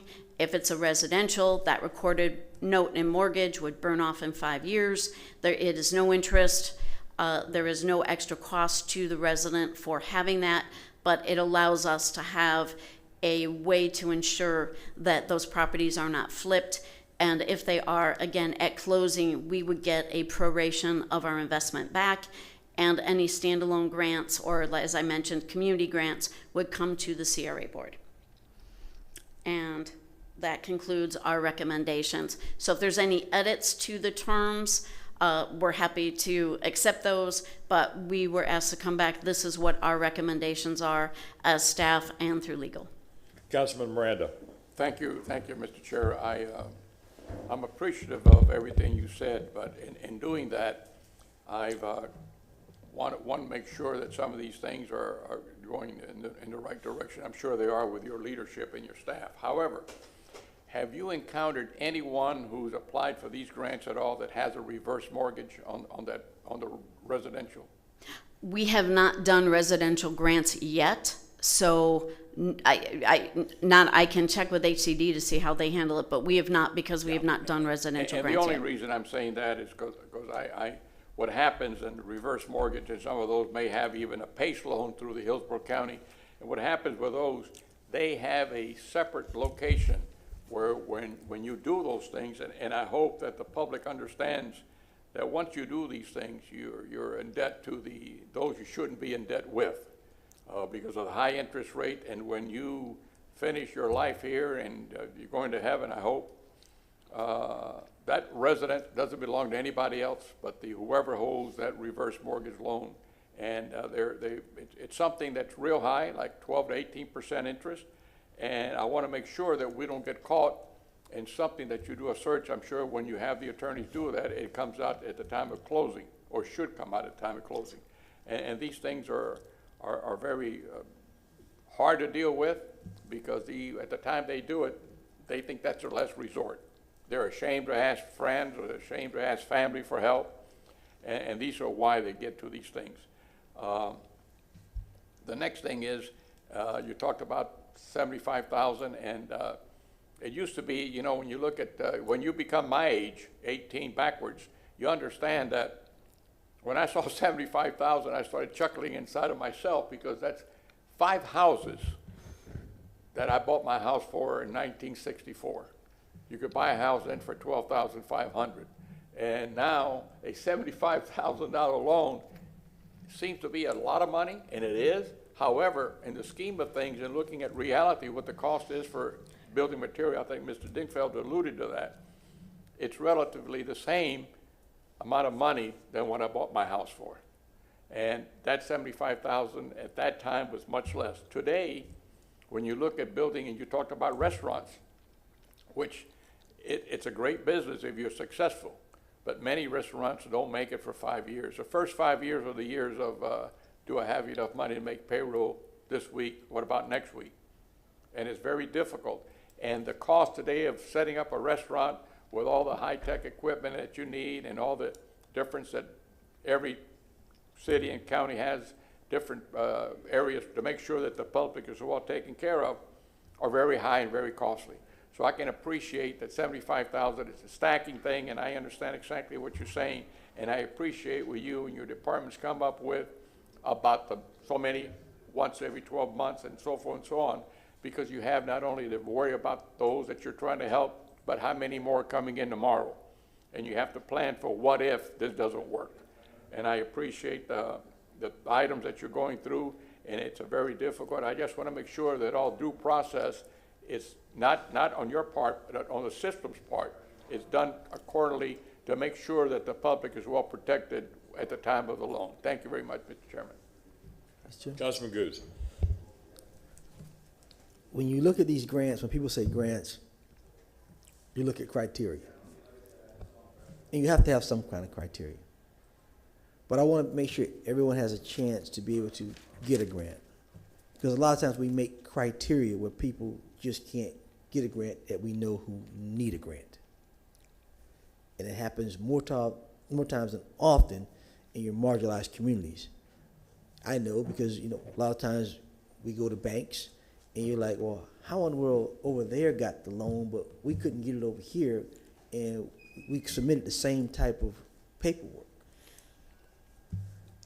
I just want to make sure if we're going to do grants that we have a system to where, because this is CRA money, this is not other money, this is people who worked hard but maybe are struggling, and I want to make sure they're able to get something rather than nothing.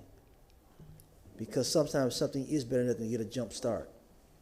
So if you're talking about mini grants or a grant, we have to make sure that everybody can get an opportunity to do something. What can we do? Not what we can't do, but what can we do when we're talking about a grant? Any other comments or questions? Councilman Dingfelder.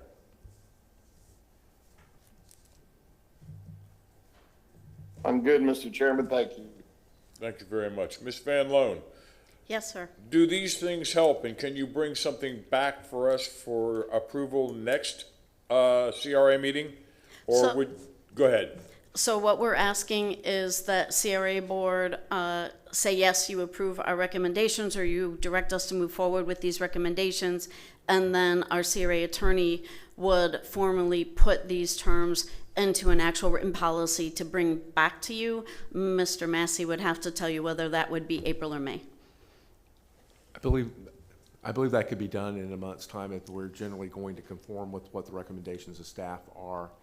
One thing I did want to clarify to Councilman Miranda's point, while the what was presented was in the term of a loan, a note and mortgage, it truly is a grant. It's a forgivable, as long as they are there for 5 years, we're not expecting to get paid back the money. So we're putting that note and mortgage in place to ensure that they don't flip the house to an investor or someone else coming into the community. That's really the reason for the note and the mortgage. So, thank you, Mr. Massey. I'll entertain a motion. So I'll move item 5, Mr. Chairman.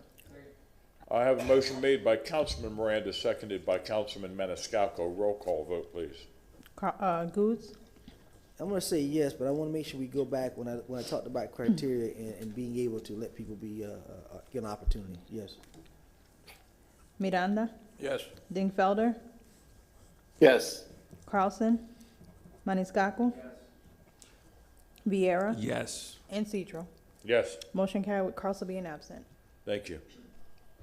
So just to address Councilman Goods' point, our next step will be to develop, and this will happen much more quickly because they're much easier, mini housing grants, just like we are doing with the mini business grants, so that applicants will have much easier criteria, the standards and the paperwork that we need in place to protect, again, the public dollars. So if we do have people where you say you want to get them at least something, if they're not able to participate in the full program, we will be looking to create grants on a much smaller scale so that we can help those people that at least need something to get some improvements on their house. And again, an ability to reapply every few years as we help them and work through those funds and that volume.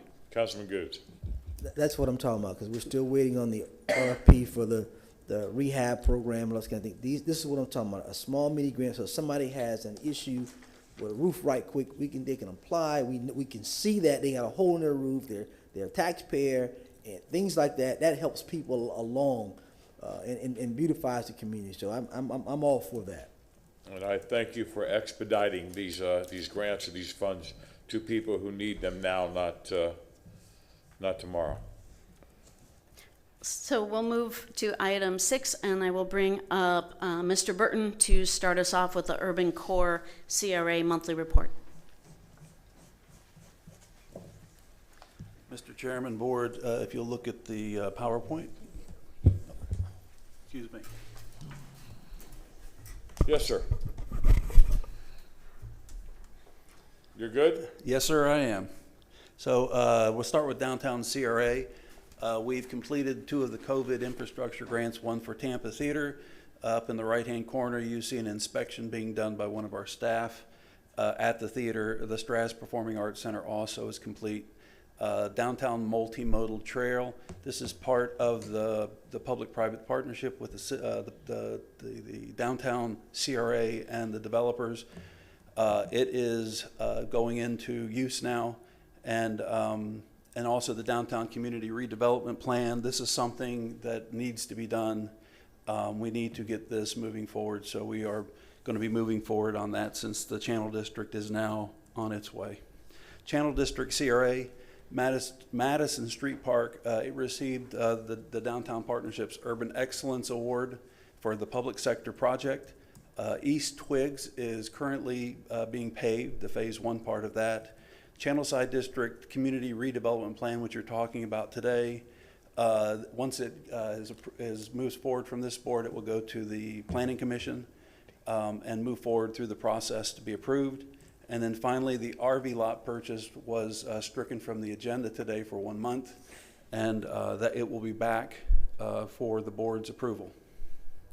Tampa Heights Riverfront. These are some of the items that were on a list that the Tampa Heights CAC had yesterday. Mike Callahan and I went out and reviewed each and every one of those, and we'll be reporting back to the board. Some of the things need to move forward. Some of them have been taken care of, and some of them are not practical to do, and we'll be working with the CAC on those. And then finally, the Central Park CRA. Meacham Urban Farms was also selected as a Tampa Downtown Partnership Urban Excellence Award for Urban Experience. The Central Park CRA opened discussion with the Tampa Housing Authority and city regarding the relocation of the one of the Johnson houses, which is on Scott Avenue. It has historic significance in the area. And we are currently meeting with the Housing Authority this month, and just to find out, they actually purchased those houses, and we will be meeting with them to find out what their plans are for those houses. Also, the Gas Works and the Central Park CRA, we've met with them on phase 1 and other phases, and we've started looking at the increment revenue projections. That will come back later, but that has started to move forward also and is moving ahead well. And that ends the 4 CRAs that I manage for the CRA board. Thank you, Mr. Chairman. Any comments or questions? Councilman Randall. I just want to say a shout out to when a gentleman mentioned Tampa Theater. That was back in the mid-'70s when a gentleman that I learned a lot from, Lee Duncan, made a motion to, I believe it was $96,000 or $97,000 to save the Tampa Theater. And Mr. Duncan was the spearheading of that operation to make sure that that building was saved. And oddly enough, it passed City Council on a vote of 4-3. Thank you very much, Mr. Chairman. I just want to say thank you to Mr. Lee Duncan. Anyone else? I have one question. The multimodal trails in downtown CRA, do we know what the ridership is for that? Not at this time, but I can tell you that the CACs have talked about doing pedestrian and multimodal counts, non-vehicle counts. These are the same type of counts you usually see for cars when you do developments. And once they're in place, we should be able to tell you with some accuracy pedestrians, bicycles, scooters, and things like that. So that is in the works. It's something that's new. And we have been talking about that with both the channel side, or the channel district, and the downtown CACs. Very good. I know that the downtown partnership has done something on their own. I don't know if this was included.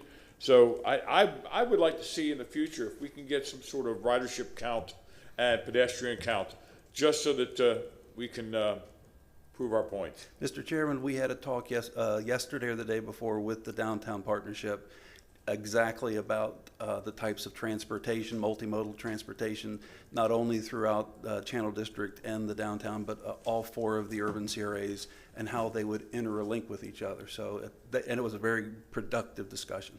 And if I may say, Karen Kress is a very good person to work with. She is an excellent person to work with, yes. Thank you very much. Thank you, sir.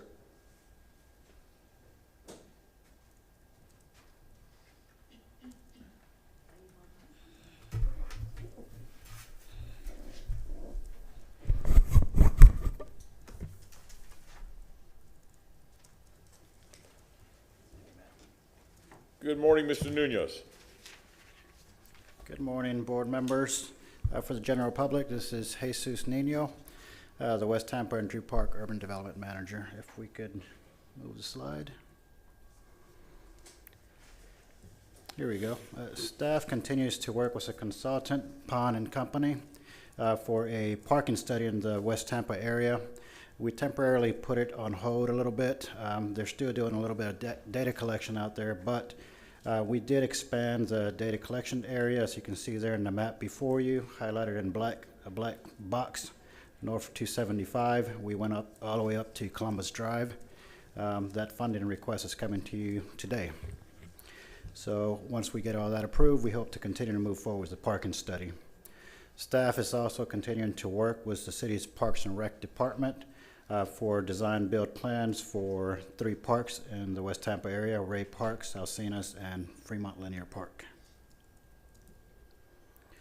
You see here a map that shows the alleys that we're currently either completed cleaning or are about to start to be cleaned. So far we have cleaned nearly 90 alleyways in the West Tampa CRA area. We just concluded 21 alleys this Tuesday, and next week we're beginning another phase 5 of alleyway cleanups. By the time we're done with phase 5, it'll be over 100 alleys, and after that, maybe 1 or 2 more phases, and we'll be done with the entire alleyway cleanups in West Tampa, the open alleys.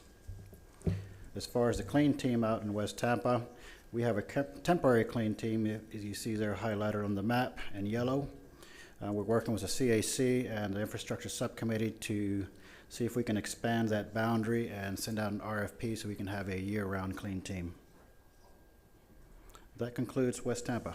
If you have any questions. Councilman Goods. Mr. Ninos, thank you for your work on this project here. I tell you, this is a great thing here. I tell you, what was the cost on this project? On average, it's about $15,000 per phase. Each phase was about 20 alleys. So by the time we're done with 5 phases, it'll be about $75,000–$80,000. I'm going to talk to Mr. McCray about that for East Tampa, because I tell you, this is a great program. Thank you, sir. Mr. Nunez, thank you again. And along the same question, Mr. Goods, is this a one-time deal? Is this going to be a maintenance on a regular basis? This is a one-time deal by the CAC and the CRA. It's a courtesy to the property owners out there. It's also an education to the property owners. Basically, during this process, we've been out there with code enforcement to educate the public on their responsibilities to keep those alleyways cleaned up. Now, if the CAC wants to maybe do it an annual thing, that's fine. But right now, it's just a courtesy, one-time cleanup. What's your feeling? Do you believe that the owners are going to take care of the alleys? So far, they have. The ones I've spoken to, most of them clean up their portions of the alleys. All right. Some weren't aware they were supposed to clean them, but I'm sorry. I I'm just want to sorry. make sure. Thank you. We have to go in recess. Oh, Only three of us. don't. Let's give a 5-minute recess, please. Oh, Larry, I'm sure.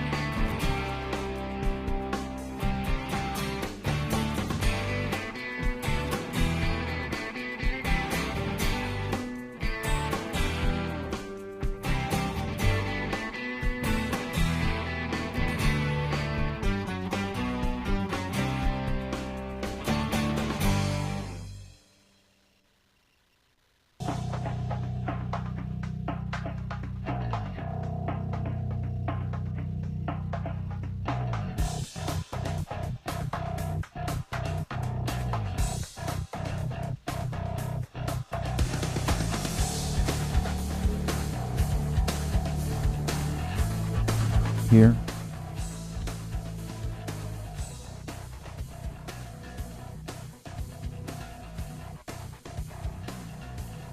No, thank you for understanding.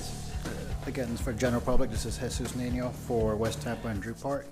That concluded the West Tampa. If there's any further questions. Any other further questions? I think Councilmember Miranda was on the right track. I was going to ask about the same thing. Has these alleys been kept up? Have you noticed any more illegal dumping now that they're clean? Is this going to hopefully help the area? I know it will help the area, but are we going to be able to maintain it, both the residents and the city? So far, the perception of the alleys being safer has been quoted to me by certain residents out there saying thank you to the CRA and to staff. As far as I heard from one resident, but I can't verify this, and we're also trying to, we're communicating with PD to see if they can come up with any kind of data to see if the alleys are safer. But a resident in the area on South 275 indicated that a individual that was allegedly committing a certain crime was apprehended easy because PD went through the alleys that was cleared. But as far as, we hope to maybe continue to do more cleanups here and there, but it's up to the CAC and the community. Mr. Nunez, I want you to know that I've received many phone calls of residents of West Tampa that are praising the great things that you have been doing. Thank you. Well done. Thank you. Next, we have Drew Park. Staff is working with Placemakers Design Studio, LLC. It's an architectural firm and partnered up also with the city's Parks and Rec Department, mainly Mr. Tony Monk. He's one of the city's landscape architects, to do conceptual designs and studying for a new potential neighborhood park.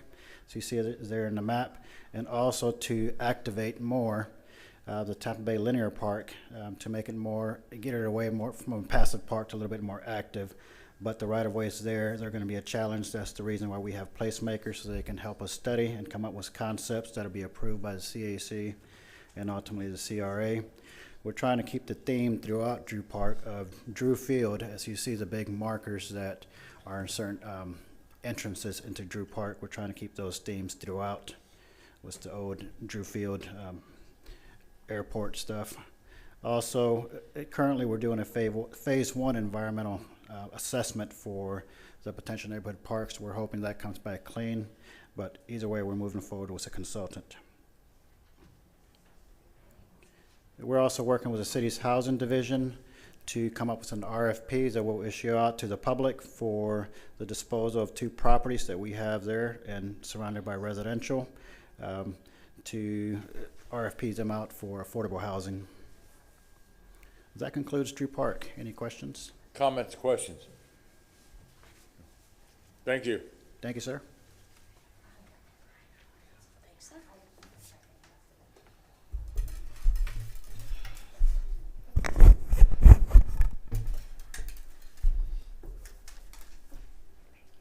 Good morning, Ms. Orr. Good morning.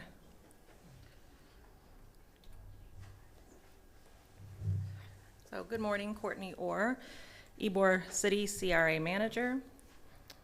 I'm going to switch to the slide now, please. So we covered a variety of topics at February CAC meeting.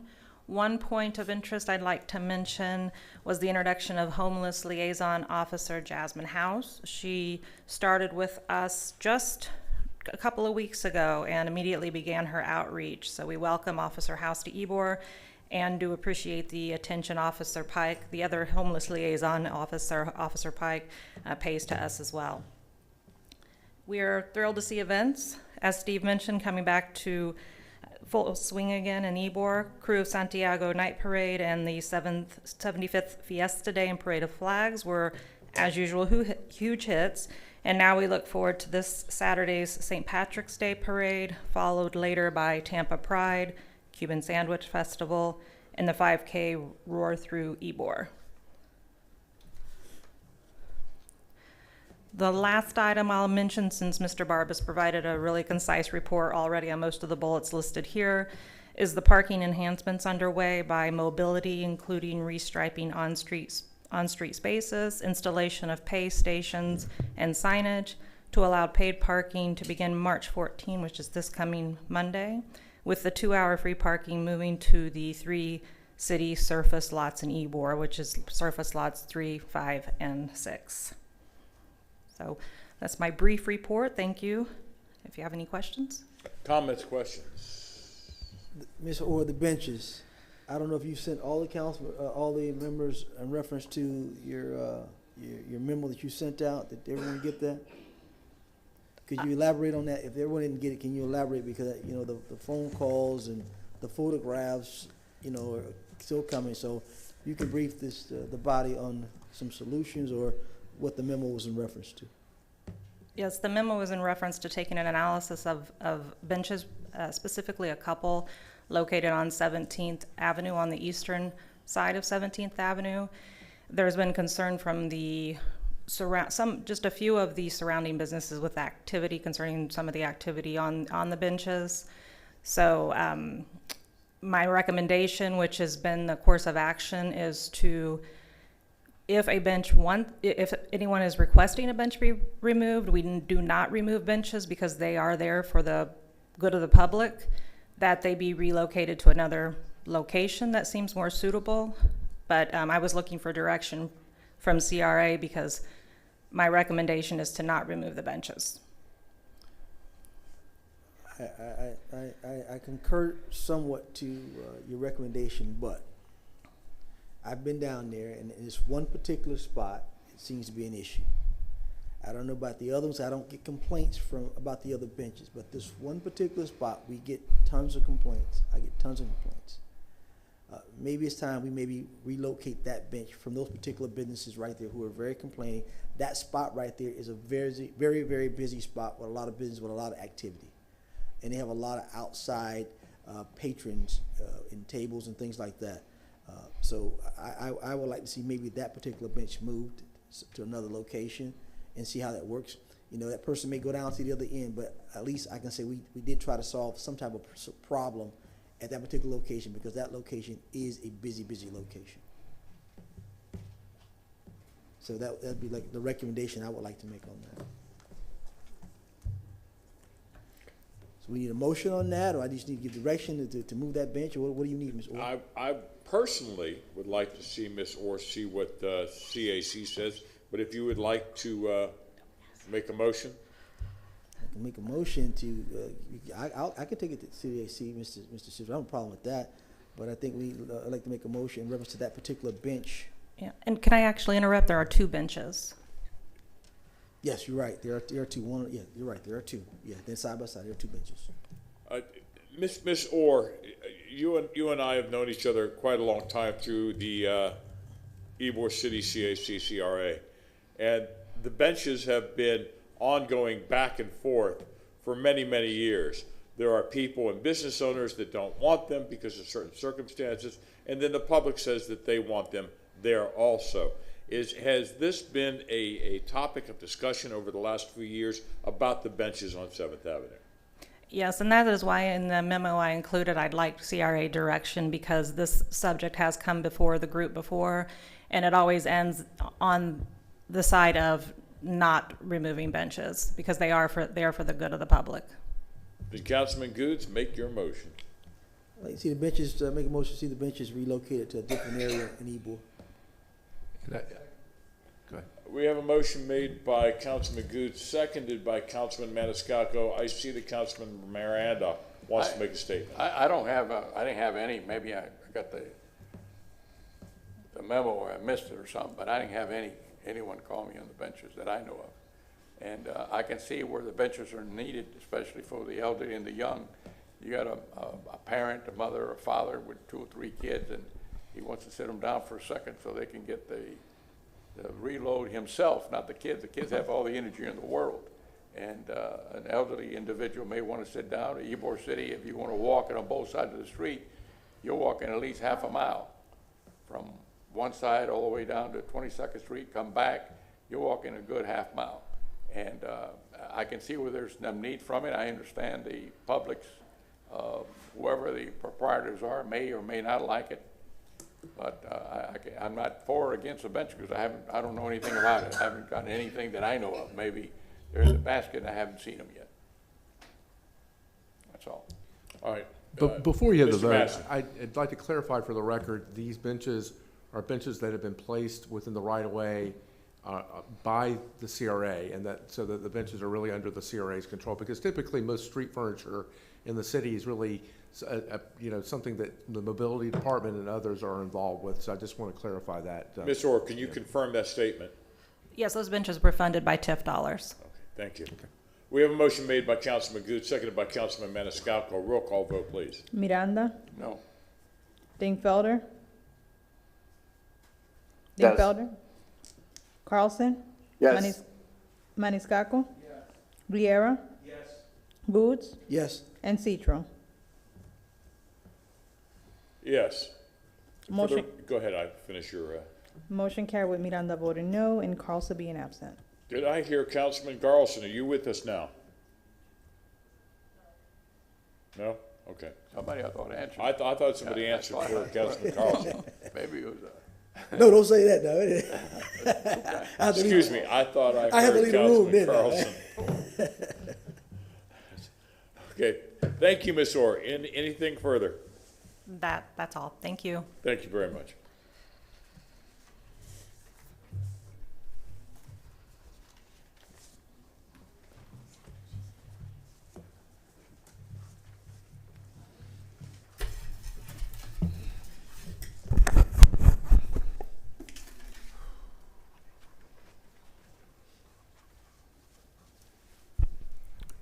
Mr. McCray. Good morning. Okay, first up, I'd like to just provide an update of our strategic action plan. We've held various community meetings at the CAC, East Tampa Partnership, and another meeting that was held on February 17th at Cyrus Green.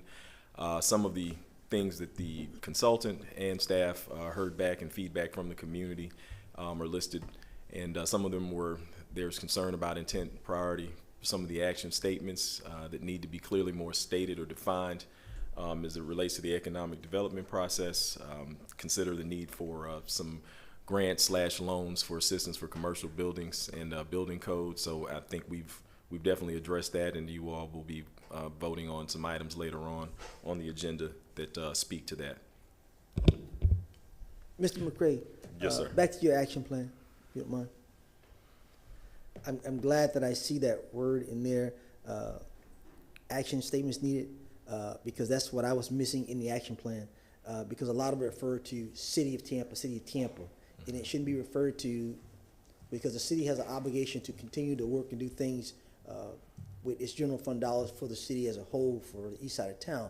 But I want to make sure it's goal specific with this action plan for East Tampa and the goals of the East Tampa, to make sure that they're actionable items, not just giving fluff, but actual items that can be moved on. If we're gonna put a plan out to the public, we gotta be able to say, it's gonna move, not just put fluff in there and it just sits in the air. So I'm looking for, again, that keyword, I'm glad that's in the actionable, attainable items when the plan is laid out, not just fluff or not just the city's plan, Transforming Tomorrow, which is a great idea for tomorrow, but that's not the goal of this CRA for East Tampa. Transforming Tampa Tomorrow is for the East Tampa, transforming East Tampa. All right? Understood. Thank you, sir. Thank you. Comments, questions? Are you going to proceed? I'm going to proceed. Thank you. Yes. Next up, we do have a facade grant for the location at 3800 North Nebraska that you all will be seeing on the agenda this morning. They are putting in right at around $1.2 million of work to that property, MLK in Nebraska, right south of Martin Luther King Boulevard. Tree trimming still ongoing. We are still accepting applications, and the vendors are out working diligently to get trees trimmed within the East Tampa CRA boundaries. And also the upcoming grants that you all will be discussing later on this morning as it relates to the Tenant Ready Vanilla Shell Grant, Business Enhancement Micro Grant, Restaurant Food Service Grant, and the Upstairs Residential Conversion Grant. And those have gone through the subcommittee process with the East Tampa CAC, which were voted on and approved this past Tuesday. And moving on, as it relates to demolition, debris removal, we've had from my understanding, 15 demolitions of vacant properties or dilapidated or condemned structures in 2021 into 2022. And we've removed 2,400 tons of excess trash in and around East Tampa. And wanted to highlight that the service pickup rate has been lowered. So we want to, we'll be sending out some correspondence as it relates to that to make sure that residents know that that price has dropped drastically, and we appreciate solid waste and council working with us to do that. I know that our environmental detective, Curtis Williams, is really excited about that, and hopefully that will help curb some of the illegal dumping that we see in East Tampa on a continuous basis. Mr. Chairman? Mr. Goods. A lot of folks might not know what that building is, but that building has caused a lot of heartache to East Tampa. The old liquor store there. And to see that come down was a great thing for the folks in East Tampa. I wish we could get the front part of that building, and then you can start really developing 29th Street again the way it needs to be developed. Tearing down some of these eyesores or these buildings that have been a constant crime area for that community is a good thing to bring in some new breath of fresh air. So I'm happy to see that go in the work that Detective Williams is doing to bring a different flavor to East Tampa. On the last slide, you had your tree trimming. How is the arborist situation going, Mr. McCray? Are we there yet? Where are we at with that? I think that's a key component to that tree trimming grant. Yes, sir. We have put the RFPs in a priority based on the community need and input. We have one in the hopper that we are waiting on as it relates to the rehab program, and the next one up will be the tree trimming. And the reason I asked that, sir, because I had some people who said they were trying to apply for the arborist job, and they haven't heard anything. Right. And I'm getting really frustrated. So I don't know if this is a procurement issue. I don't know what the issue, but I'm really getting frustrated that these RFPs are being held up so long. I don't know if it's other priorities because the city's doing other priorities, but we have a priority here for the east side of town. So I'm going to need some updates on when we're going to get these RFPs done, because it's taking way too long for this rehab, to be done. Way too long. And people are getting angry. We have a housing crisis situation right now, and people are angered about it. And they keep asking about the rehab program for East Tampa. So I need for you to get an update from whoever you get an update from on when this is going to move. When is a due date to move for that and this arborist? We've been waiting a long time, and we should not have to keep waiting. Other areas don't have to wait this long for whatever reason. And I'm not saying it's by design. I'm just saying other areas don't wait this long, and everything is a wait for the east side of town. We have a staff now over in East Tampa, so I'm expecting the staff to say, we have priorities here, we have bosses we have to listen to too, so I need some answers of when this is going to be done so I can tell my constituents that, hey, we have some due dates and it's coming. But they just keep saying it's down the pipeline, it's down the pipeline. It's frustrating to them, so it's frustrating to me. So if we can get some concrete dates, that would be appreciative. But I don't want to end on the side note with you, because I just got a call from Kathy Castor. That's why I had to leave. She just informed me, so for the residents of East Tampa know, she was able to secure, they just voted to secure $1 million for East Tampa.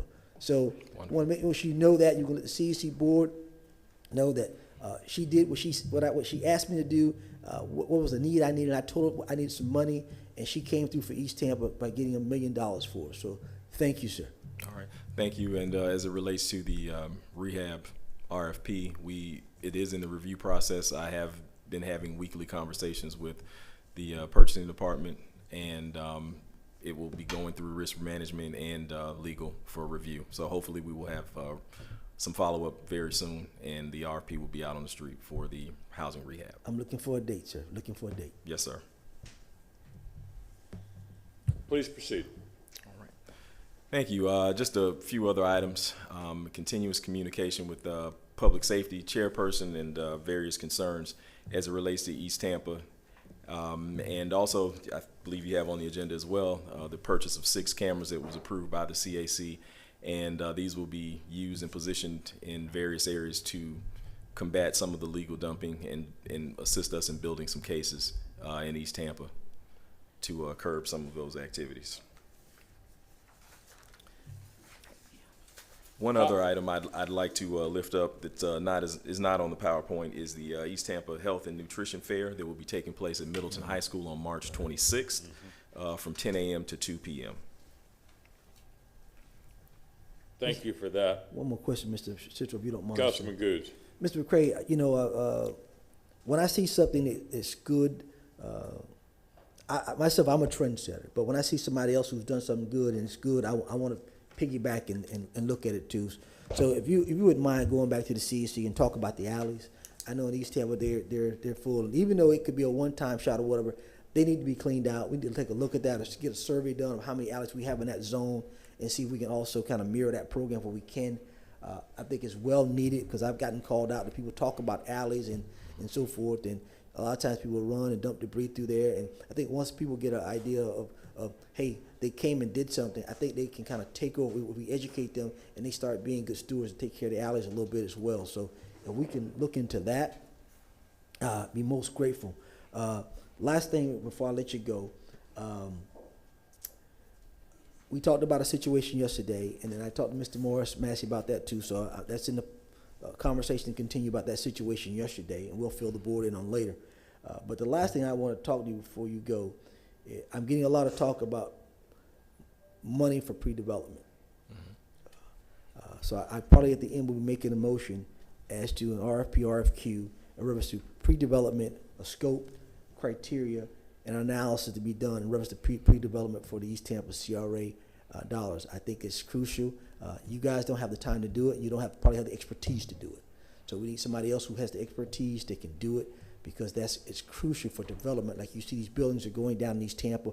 Well, we need somebody to kind of give us a scope or some idea of some development money, or how folks who have some buildings that can be rehabbed with development money. So I want to let you know that's coming forward. Hopefully I'll get a second on that and approval to move forward with that. But I just want to put that bug in your ear right now. Thank you, sir. Nope, thank you. And one other thing, I have the honor and privilege of introducing Ms. Belize Parks. She has been hired for the communication position for the CRAs, and I know East Tampa is going to be pulling on her a lot, but I just wanted to bring her up and allow her to introduce herself. So thank you. All right, any other further comments or questions for Mr. McCray? You got a motion on the floor. Okay, I'm sorry. Motion made by, are you? I'll make the motion. Yeah. Made by, second by Second by Mr. Maniscalco. Okay, I'll roll call vote, please. Dingfelder. Carlson. Yes. Is that Carlson? No, No, it's that's Dingfelder. I know. I'm just asking. Maniscalco. Yes. Vieira. Goods. Yes. Miranda. Yes. And Citro. Yes. Motion carried with Carlson being absent. Mr. Cedric, thank you very much. Yes, ma'am. I know her. Good morning. I want to reintroduce myself to the board. My name is Belize Parks. The community calls me B, so please feel free to call me B.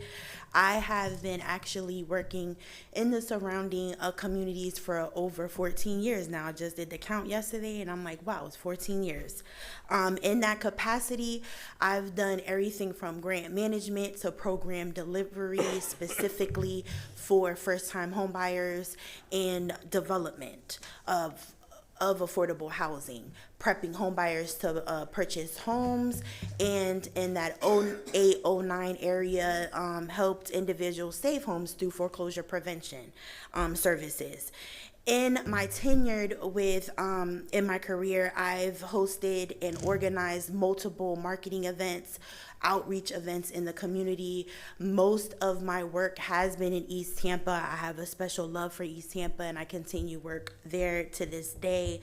I've did multiple social media campaigns with marketing different programs that come out of the CRAs and the city of Tampa when I was working in a capacity at the City of Tampa's Housing Department. I am extremely excited to be joining the CRA team in this capacity of being the communications coordinator and project coordinator. I'm working with all of the subcommittees to carry out and communicate those programs to the residents of Tampa and to continue to do the good work that Tampa needs. I thank you guys for allowing me to reintroduce myself, and I hope soon to get to know you guys personally. Thank you so much. Any questions? Questions, comments? Councilman Goods? I call it Belix. It's Belix. But yes, everyone calls me Belix. But you could call me B as well. But yeah, everyone kind of calls me B in the community, and I'm just grateful to be part of the City of Tampa CRA team, and I look forward to communicating all of the programs and the good work that the CRA does. Well, thank you for joining the team. That's what we need. Yes. Communication, so the residents know about these programs, so they're not complaining about what we're doing. So we've been asking for this, so you got a big job ahead of you, B, but I know you can handle it because I know your work, and I know how you do work. So thank you and welcome aboard. Thank you, Mr. Goods. Have a great day. Anyone else? Welcome to the family. Thank you. Have a great day.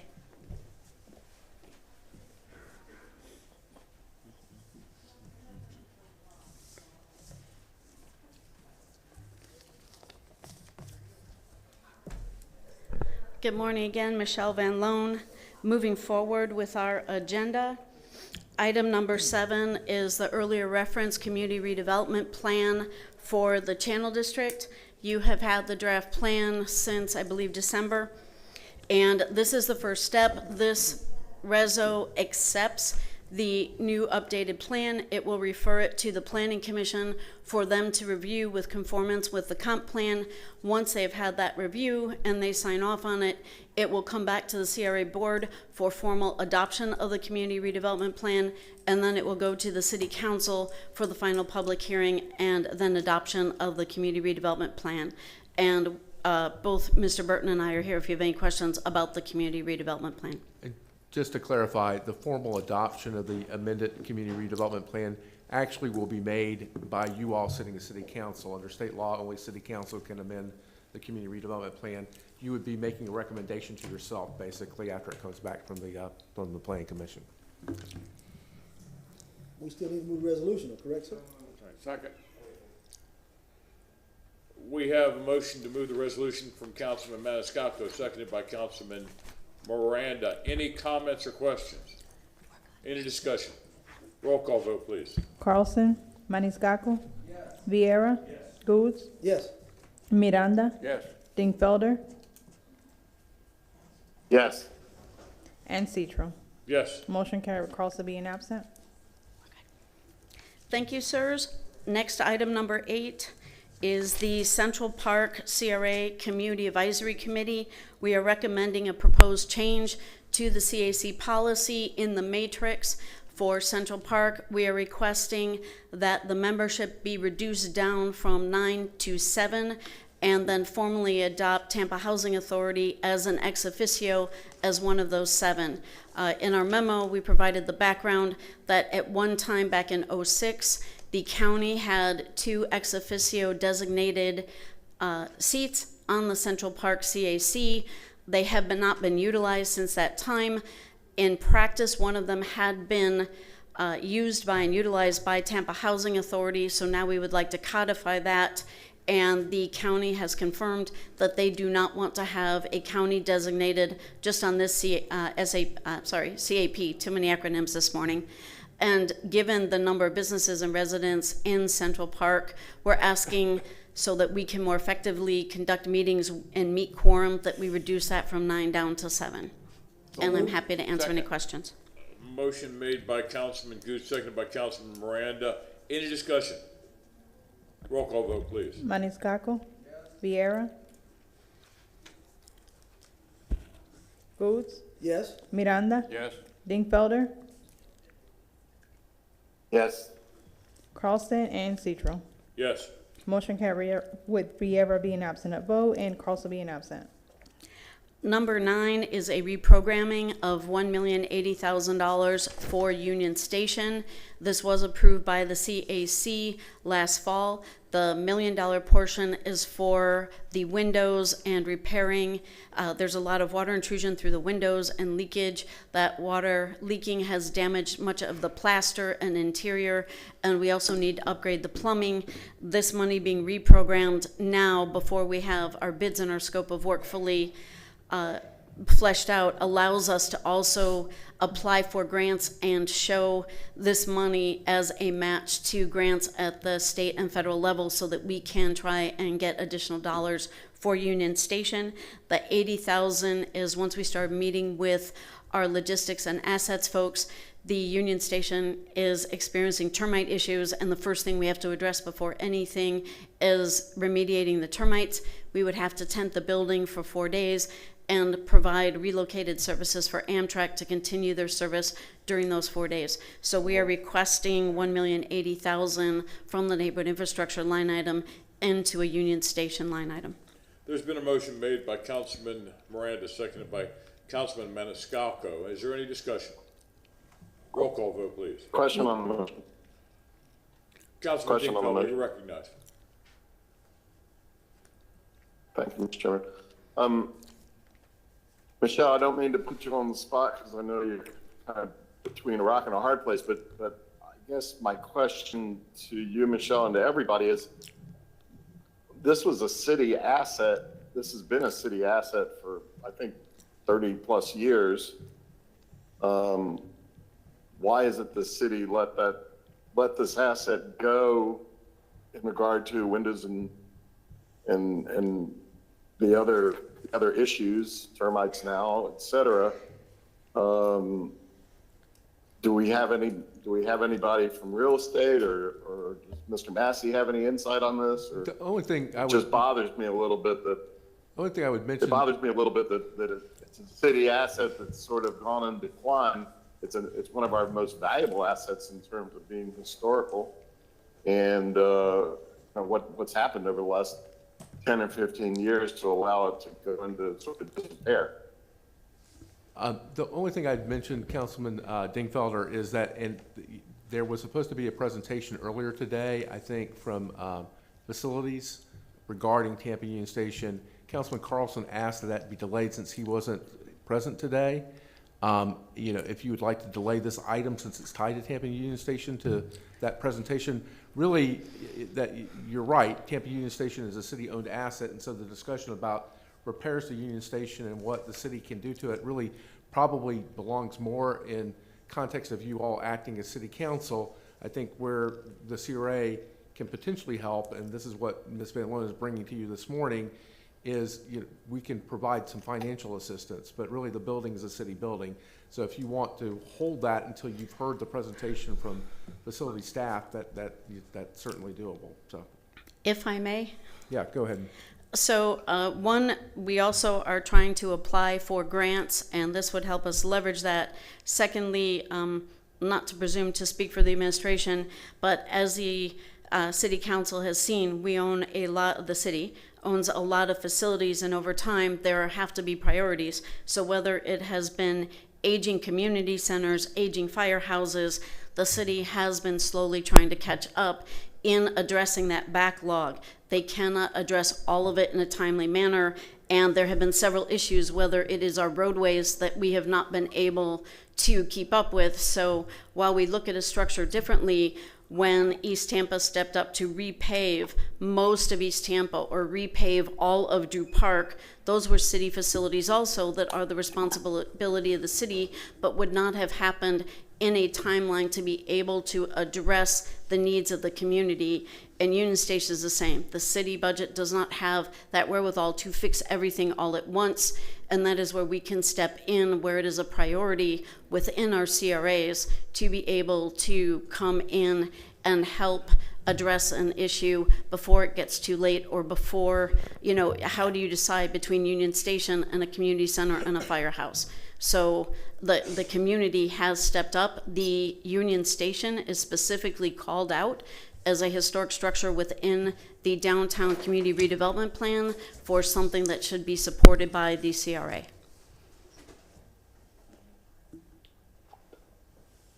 Thank you, Mr. Chairman. I don't have any interest in delaying this if the downtown core or non-core has the money.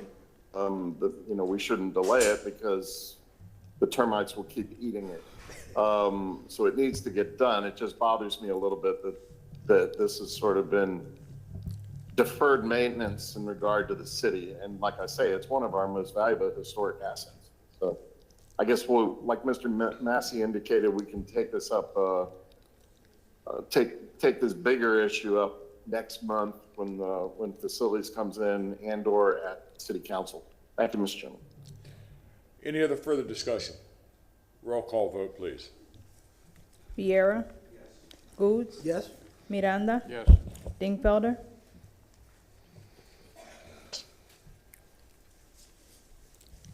Yes. Carlson. Maniscalco. And Citro. Yes. Motion carried, Costa being absent. Thank you, sirs, and the CAC thanks you. Item number 10 is our annual report that we're required to do by 163. That has to be turned into the state by March 31st, and we're asking for Motion adoption approved. of the plan. Thank you. Motion has been moved by Councilman Goods, seconded by Councilman Maniscalco. Any discussion? Roll call vote. Goods. Yes. Miranda. Yes. Dingfelder. Yes. Carlson. Yes. Maniscalco. Vieira. And Citro. Yes. Motion carried with Carlson being absent. I will come back to item 11 just because it's slightly out of order. So I don't want to reprogram the money until you have approved the actual programs. So item 12 is the East Tampa grant program for the restaurant and food services. That is, again, a duplicate of what we have that you approved last summer in West Tampa. Mr. Chair, if they're all East Tampa, can we just take 11 through 19, 18? Just for the people that are listening and for the community, I'd like to just briefly, Ms. Van Loan, just give an example. So for I can describe all four of them all Thank at you. once very quickly. So item number 12 is the Restaurant and Food Services Grant. This would provide a matching grant for an existing restaurant that needs to expand or update or to attract a new restaurant or food services business into East Tampa. The Tenant Ready Grant is if we have a vacant storefront or a tenant left a storefront and it is not in great shape and the landlord needs a little bit of assistance to help refresh that space so that it does not remain vacant for a lengthy period of time. The upstairs residential conversion grant is for where you have a two-story building. You may have commercial or retail on the first floor. There is space on the second floor.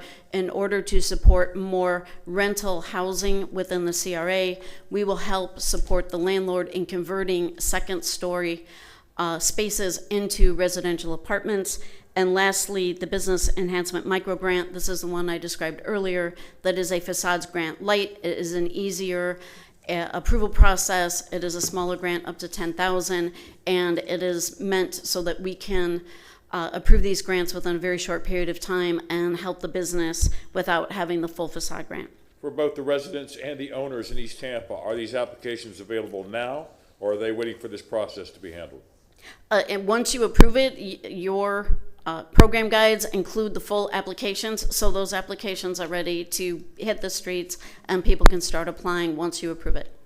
Residents of East Tampa, business owners of East Tampa, you've heard. Mr. Massey, can we do 12, 13, 14, 12, 13, 14, and 15 all in one vote?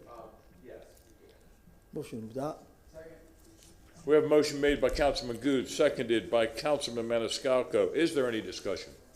Roll call vote, please. Miranda. Yes. Dingfelder. Yes. Carlson. Maniscalco. Vieira. Goods. Yes. And Citro. Yes. Motion carried, Carlson being absent. I will then describe 11, 16, 17, 18 all together.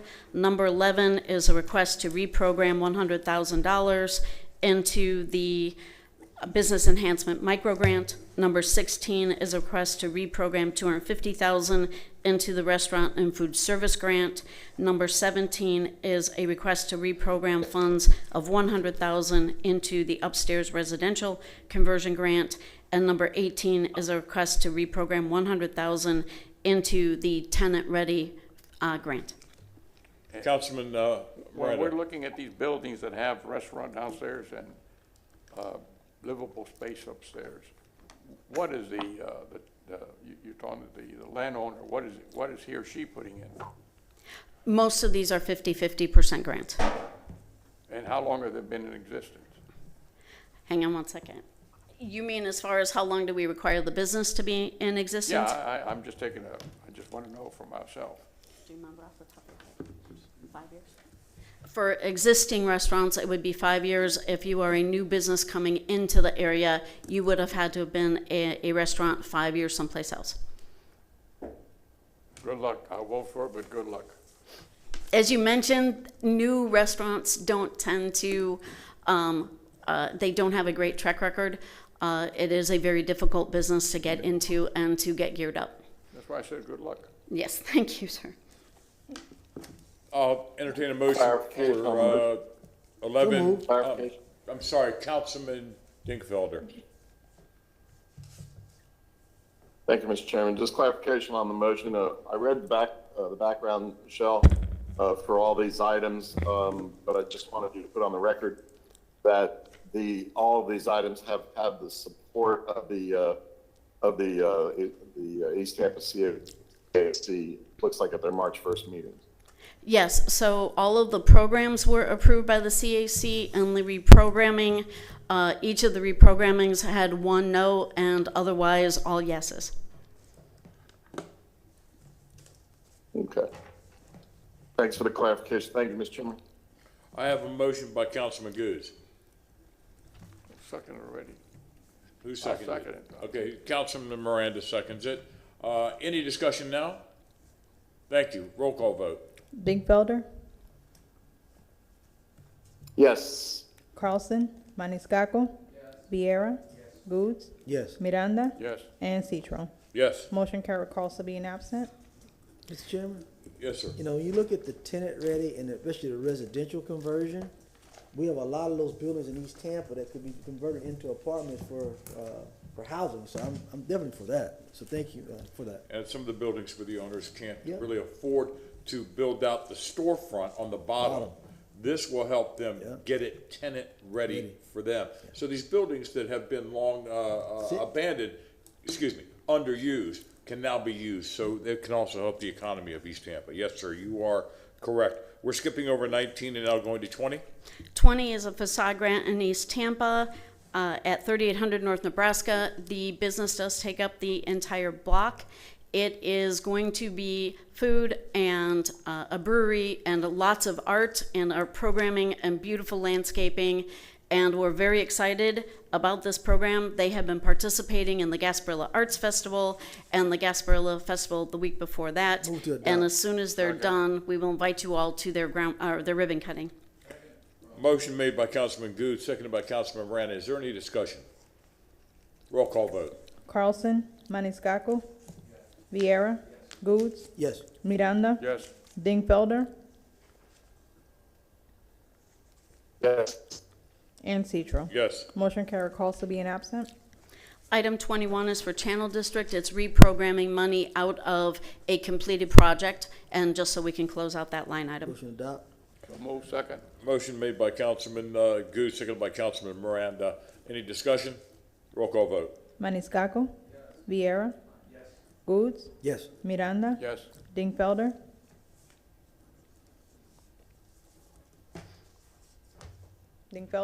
Yes. Carlson, and Citro. Yes. Motion carried, Carlson being absent. Yes. Item number 2 is an East Tampa reprogramming for the aforementioned 6 cameras in support of our urban crimes unit. Second. Discussion. Motion made by Councilman Maniscalco, seconded by Councilman Miranda. Any discussion? Discussion. Yes, sir. Ms. Van Loan, let the public know what these cameras actually are supposed to do. You know, people are always talking about people's civil liberties, so let's just make it clear what they're for. Sure, the cameras, we have had almost like trail cameras that don't have very good resolution, and they have been set up to address illegal dumping where we have chronic issues where people use areas that are not very lit or they're treed, and then we end up having to pay for cleaning that up, whether it's the CRA or the city. We have been using cameras in the past, but we would like to update the cameras. These would be hardwired into some of the chronic areas that we have, and we are experiencing it, so we can actually pursue the illegal dumpers to make sure that this activity ceases. Any further discussion? Roll call vote. Vieira. Goods. Yes. Miranda. Yes. Dingfelder. Yes. Carlson. And Maniscalco. Yes. And Citro. Yes. Motion carried. Carlson being absent. Item number 23 for West Tampa is a reprogramming of $39,000 due to expanding the scope of the proposed parking study. Second. Motion made by Councilman Maniscalco, seconded by Councilman Goods. Any discussion? Roll call vote. Goods. Yes. Miranda. Yes. Dingfelder. Yes. Yes. Carlson. Maniscalco. Vieira. And Citro. Yes. Motion carried. Carlson being absent.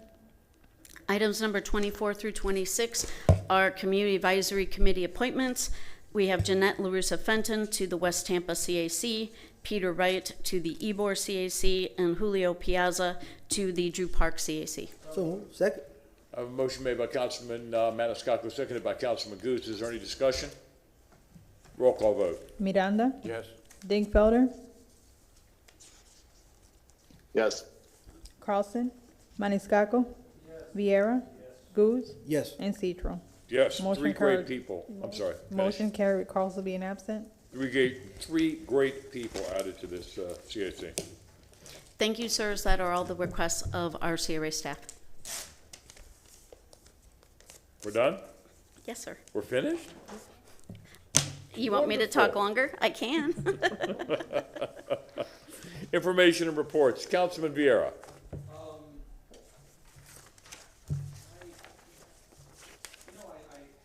I didn't. Let me ask Miss Van Loan if I may. And it's 11:30. We're finished. Okay, there you go. So with I was speaking with you regarding the District 1 and that Jesse Madsen Memorial. So that would be outside of CRA. Yes, sir. The south side of Tampa Bay Boulevard is outside of the CRA boundary. The boundary is the center line of the roadway, and the CRA is only to the north of that, Okay. north side of the roadway. Then I'll bring it up at council. We just missed it. Thank you, ma'am. I appreciate all your hard work. Is that it, Councilman Vieira? Yes, it is. Councilman Maniscalco? Councilman Goods? Councilman Miranda? I just want to say thank you to the President of Ukraine for being who he is. I agree. I agree to that. He should be named the Nobel Prize winner, period. Any leader that does not run and stays to fight for their country, yes, sir. And nothing for me. I'll entertain a motion to Receive and adjourn. file. Receive and file. Motion made by Councilman Maniscalco, seconded by Miranda. All in favor, say aye. Aye. We are adjourned. 5:01.